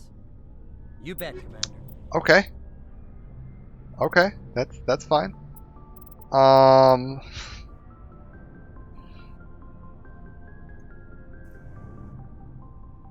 take the Guardian 10 human armor. Mark 10 human armor. Yeah, I'll take that. I've got some Guardian 9 Turian medium armor here. What's that? 3250? Garrus, how's your armor looking? We're looking at 4325. Okay, that's pretty bad. Alright. That is pretty darn bad. I will not be equipping that, but I will put this one on. Sacrifice a little bit of damage protection for some extra shields. Yeah. I mean, it looks like absolute garbage, but that's fine. Looking for supplies? Possibly worth going back and taking a look at some of the other shops. That might be something we look into. Mercenary mod, that's even better. Liberator, Prodigy Amp.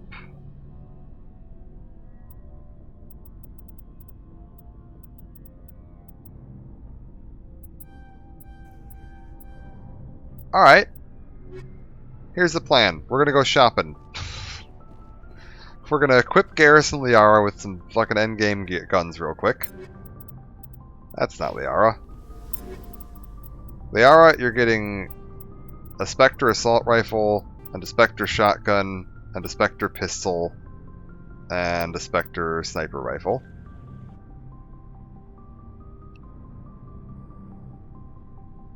Oh, thanks for joining, DJ. Glad to have you.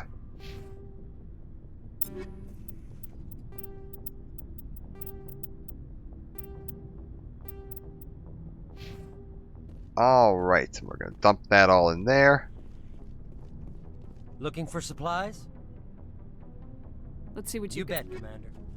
And let's sell all of this junk. Yeah, we can just get rid of all this. There we go. And we're still effectively maxed out on money. So now we're going to head back and we're going to do some shopping. It looks like some like Mark 10 stuff is starting to show up in shops. So hopefully, if we get lucky, we can get like some Colossus 10. That would be really nice, wouldn't it? Yeah.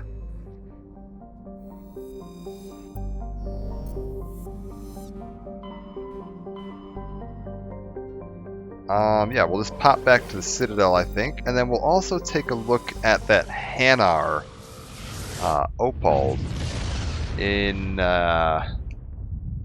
what you call it, Noveria? Oh, actually, I don't remember if we screwed him over or not. I might have screwed him over, and he might not sell to me anymore. I can't remember if I double crossed him or not.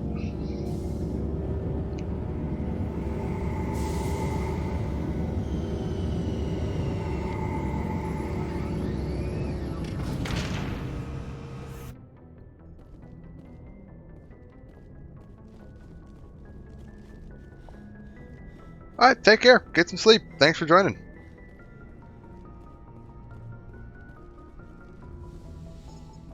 And yeah, we'll take these guys with because I want to compare their gear.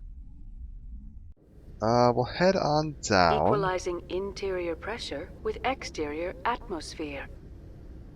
Logged. The commanding officer is ashore. Exo Presley has the deck. Yeah, head on down to here. Alliance officials report that a Geth incursion into the Armstrong cluster has been repulsed, with the Geth suffering heavy casualties. In the event of future Geth activity, the Alliance plans to maintain a strong security presence in the area. Very good. I'm really looking forward to seeing Colossus armor in the Legendary Edition. I haven't seen any yet, and like it's my favorite looking armor in the original game. The black armor with red accents, super nice looking. So I'm really excited to see how that looks. Hello, with Commander. some crisper modeling. Show me what you got.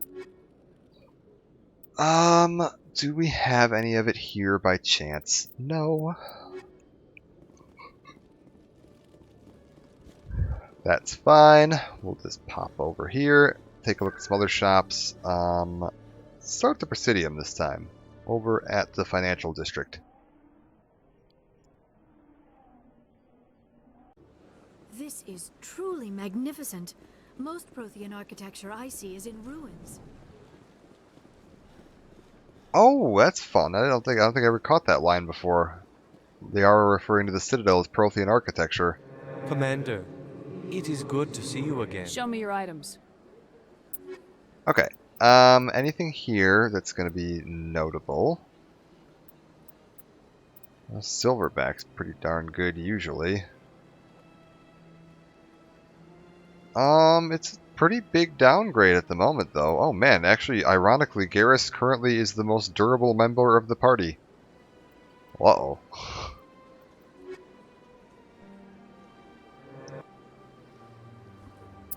Man, when Garrus is the most durable person on the team, we got problems.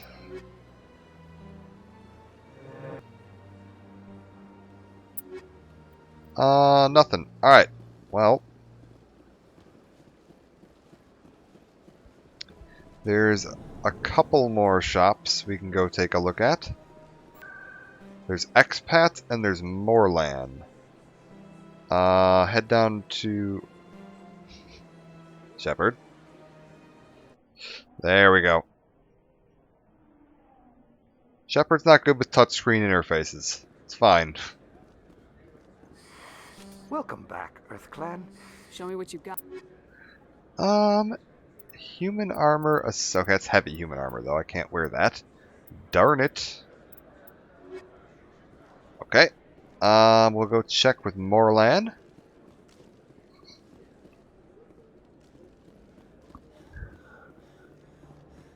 Yes, human, you need something. Oh, you will be pleased. Okay, we're seeing Krogan Colossus. Turian Survivor, Turian Thermal. Nah, nothing there.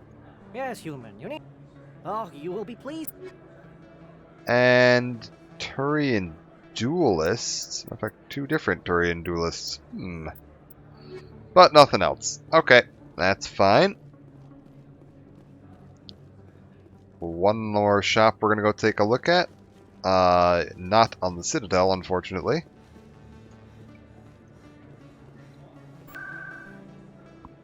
So we'll just head on back to C-Sec, head up to the ship, and take a quick flight over to Noveria.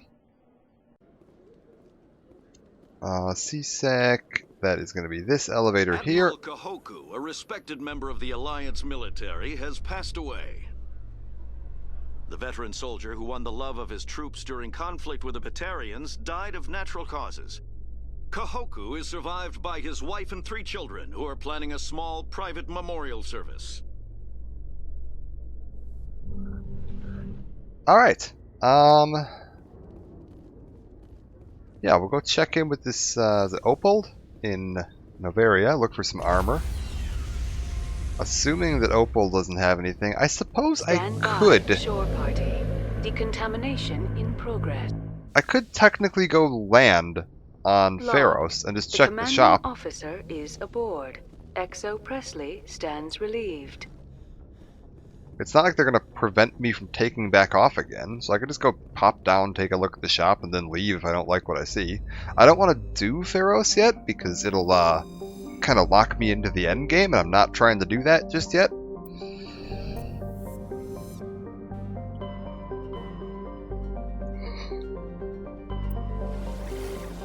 But I could very easily just, talk to the shopkeep and then leave.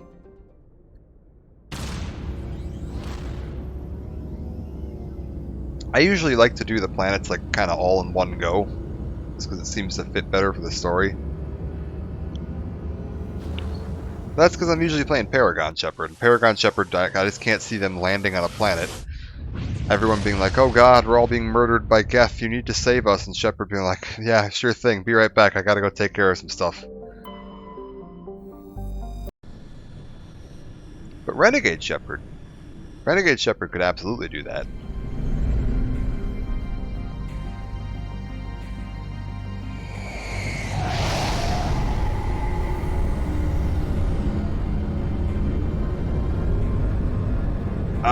Alright.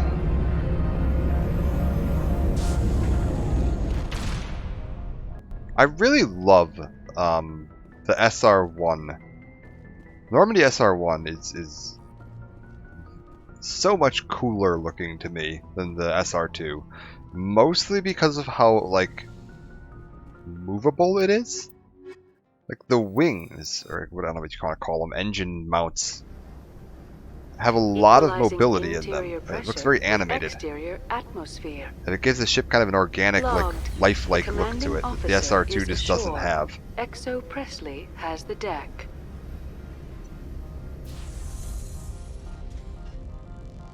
Because, like, that's a rotating bit right there where that bit attaches, like where Shepard's head is, that rotates there. That bit down there rotates, and I believe there's a rotating bit right there too where this far engine can kind of move, angle itself a little bit. And the whole thing is on a kind of adjustable mount where that whole long pylon there can kind of angle up and down. This is so cool looking.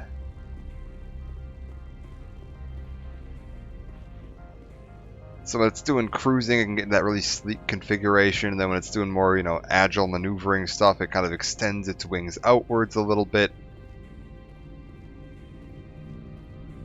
which would give the, you know, wider space between the engines, which would, you know, I guess in theory make it easier to make harder turns.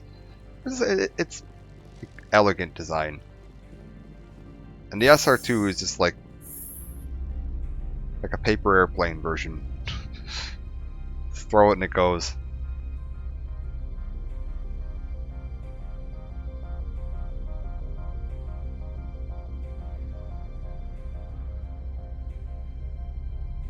Alright. We'll go pop over here, see if this Hanar has anything for me. I don't even remember if this Hanar is going to sell to me. How may this one assist? I'm just browsing. This one awaits. Okay, no. Okay, we're good. I just picked the wrong dialogue option. Oh, for the love of God, I did it twice in a row. Do not be fooled by these civilized. How may this one assist? Show me what you're selling. There we go. Of course. Non-human armor. Okay.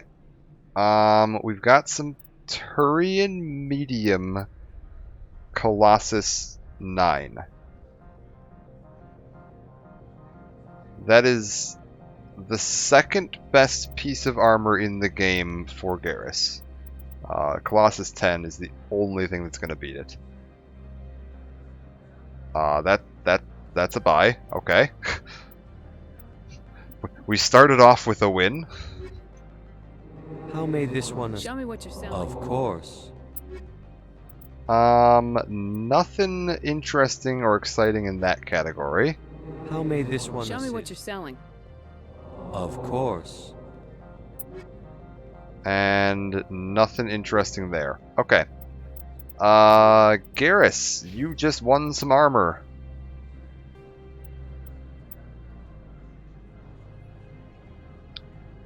It looks kind of boring. Not gonna lie.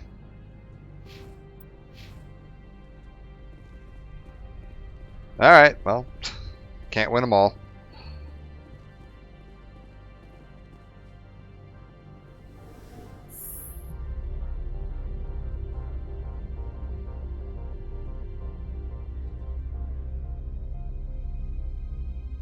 With any luck, I'm looking for 2 sets, and this is a big ask. Game RNG would be with me now. 2 sets of human light Colossus X. Colossus Mark 10. One for me and one for Liara. There's effectively no chance of that happening, but yeah, maybe we get lucky. I don't know what the specific odds of that armor spawning in a shop are.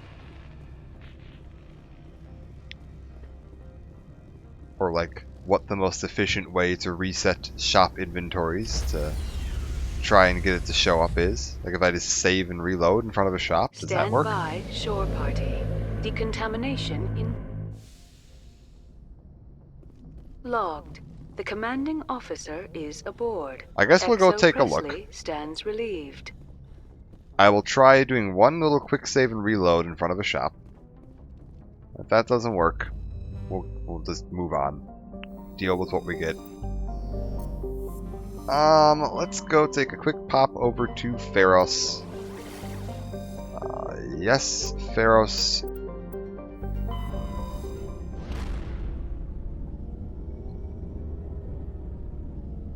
Wait a minute, is the system named Pharos and the planet's named Pharos?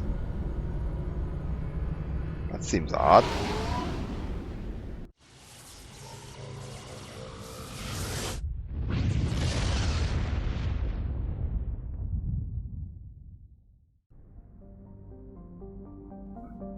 Theseus. Yeah, okay, it didn't show the name Theseus, it showed the name Pharos. Interesting.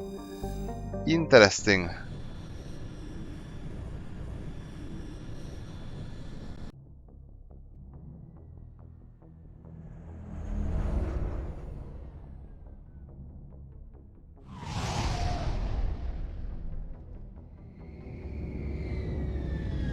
And we're about to meet a named character that literally no one will remember the name of. Probably not even know who I'm talking about. Most people, I'm going to guess, just forget this guy exists.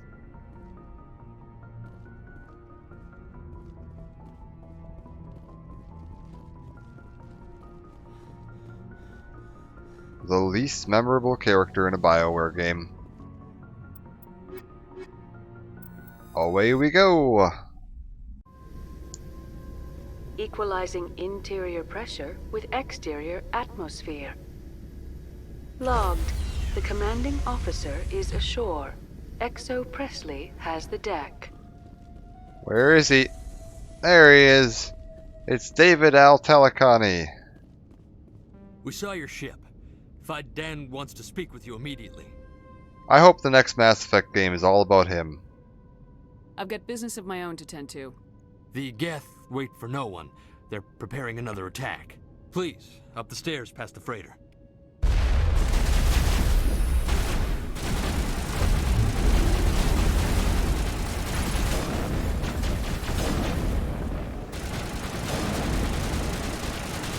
Come on, get up.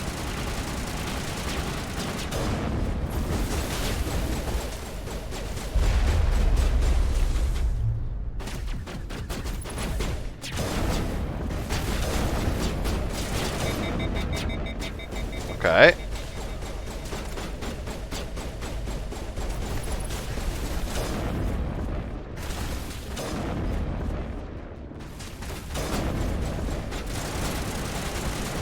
Okay. Move up.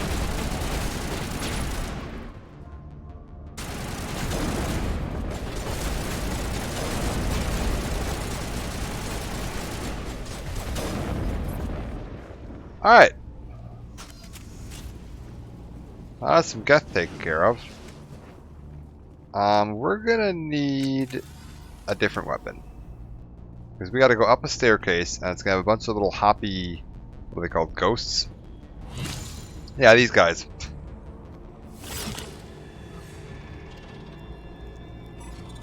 Oh, they're so creepy looking. Love it. Oh, and look at the walls. They're kind of rippling. Like fleshy and rippling. That's new. That wasn't like that in the original game. I like it.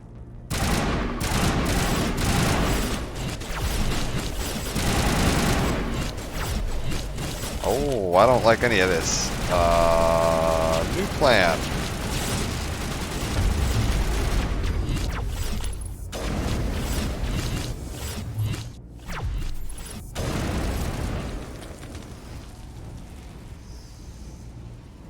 I think we're going to stick with the sniper rifle for a bit. Just because I know it makes things dead. Head to the tunnels. Make sure they're secure. But what if I find Geth there? Who's the shop here? I think it's you. I fear the Geth will kill us all. Oh, do I have to talk to Phidon first?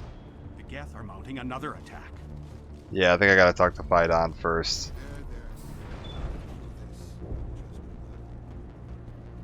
Oh, Commander. You're a bit late, aren't you? Arcelia. Sorry, Commander. Everyone's on edge since... Watch out! We've got Geth in the tower! Protect the heart of the colony! Yeah, I think I have to do this bit first, and then I can go and shop.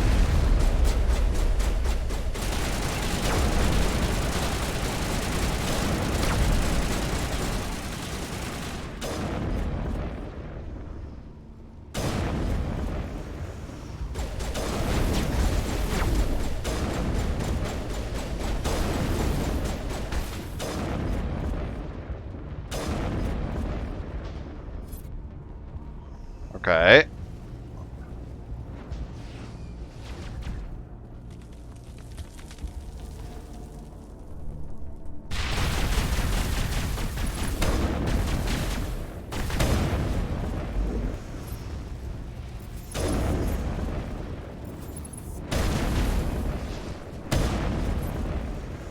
Man, this is really like shooting fish in a barrel here.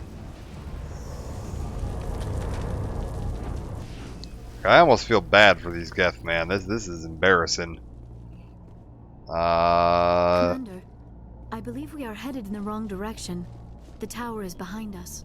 I more or less know where I'm going, Liara. Don't correct me. It's fine. I definitely don't do that every time I play. I do. I never remember where I'm going here. This place is a maze. Hello?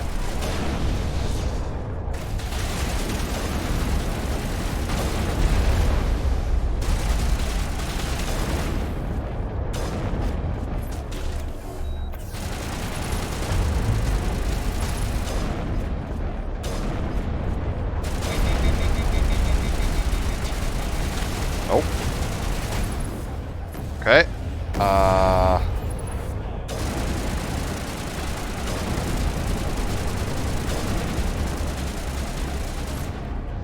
What's going on? Oh, don't mind me.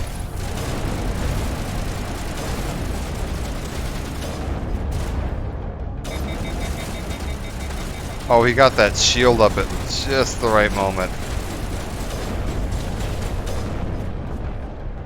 Okay. What if I go over here? Oh. Perfect. Alright.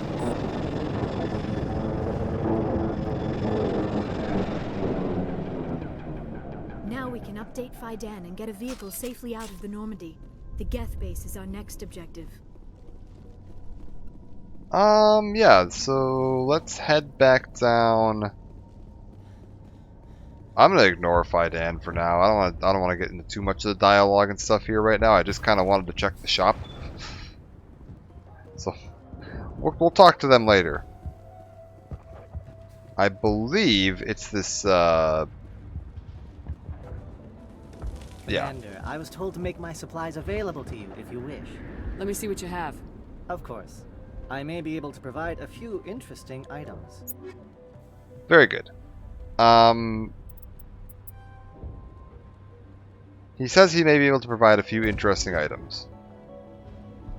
What he means is he will be able to provide absolutely nothing of any interest. We're just going to quick save and reload real quick to see if that refreshes his inventory. Is there something I can do for you? I'm told Let me see what you have. Of course. I may be able to provide them. Nope. Alright, well, I'm not going to waste my time bouncing around the galaxy. If like traveling between planets is what resets the inventory, I'm not doing that. That's a lot of work to just shuffle an inventory around. So we will just go on ahead and I'll take a quick poke down in the armory on the Normandy. I did just get a new license, so it's possible maybe something new will show up as a result of that. Who makes... If I go to Garrus, and I look at this Casa Fabrication, I've already got the Casa Fabrication license. So I'm going to assume that if the Colossus armor is available, I can get it. Or it has a chance to appear in my shop. Stand by, shore party. Decontamination in progress. Oh, Liara was stretching. I thought she was T-posing. Logged. The commanding officer is aboard. Exo Presley stands relieved. And yeah, we'll just pop real quick on down and see if the quartermaster has anything for me. If he doesn't, ooh, it is getting a bit late. If he doesn't have anything, I think we're just... Actually, either way, I think we're going to call it a part after this, but we'll do a little bit of shopping, catch up here. Looking for supplies? Let's see what you bet, Commander. Krogan Guardian 10.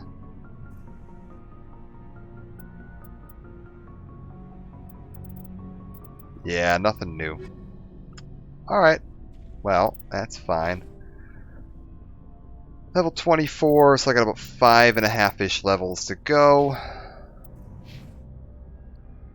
We'll go ahead and call it a part down here.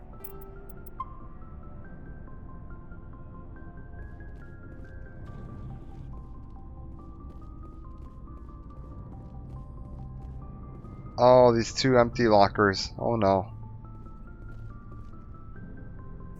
But yeah, we'll be back possibly tomorrow night to do some more around the usual time. Possibly the night after. I want to try to get moving a little bit more on this Mass Effect stuff. I want to wrap up 1. I want to at the very least finish up doing Mass Effect 1 sometime in the next week or 2. And then got some other stuff we might look at doing. I don't know if I'm going to jump right into 2 right away, but we'll at least take a look around a little bit. But yeah, thanks for joining, and I will see you back next time.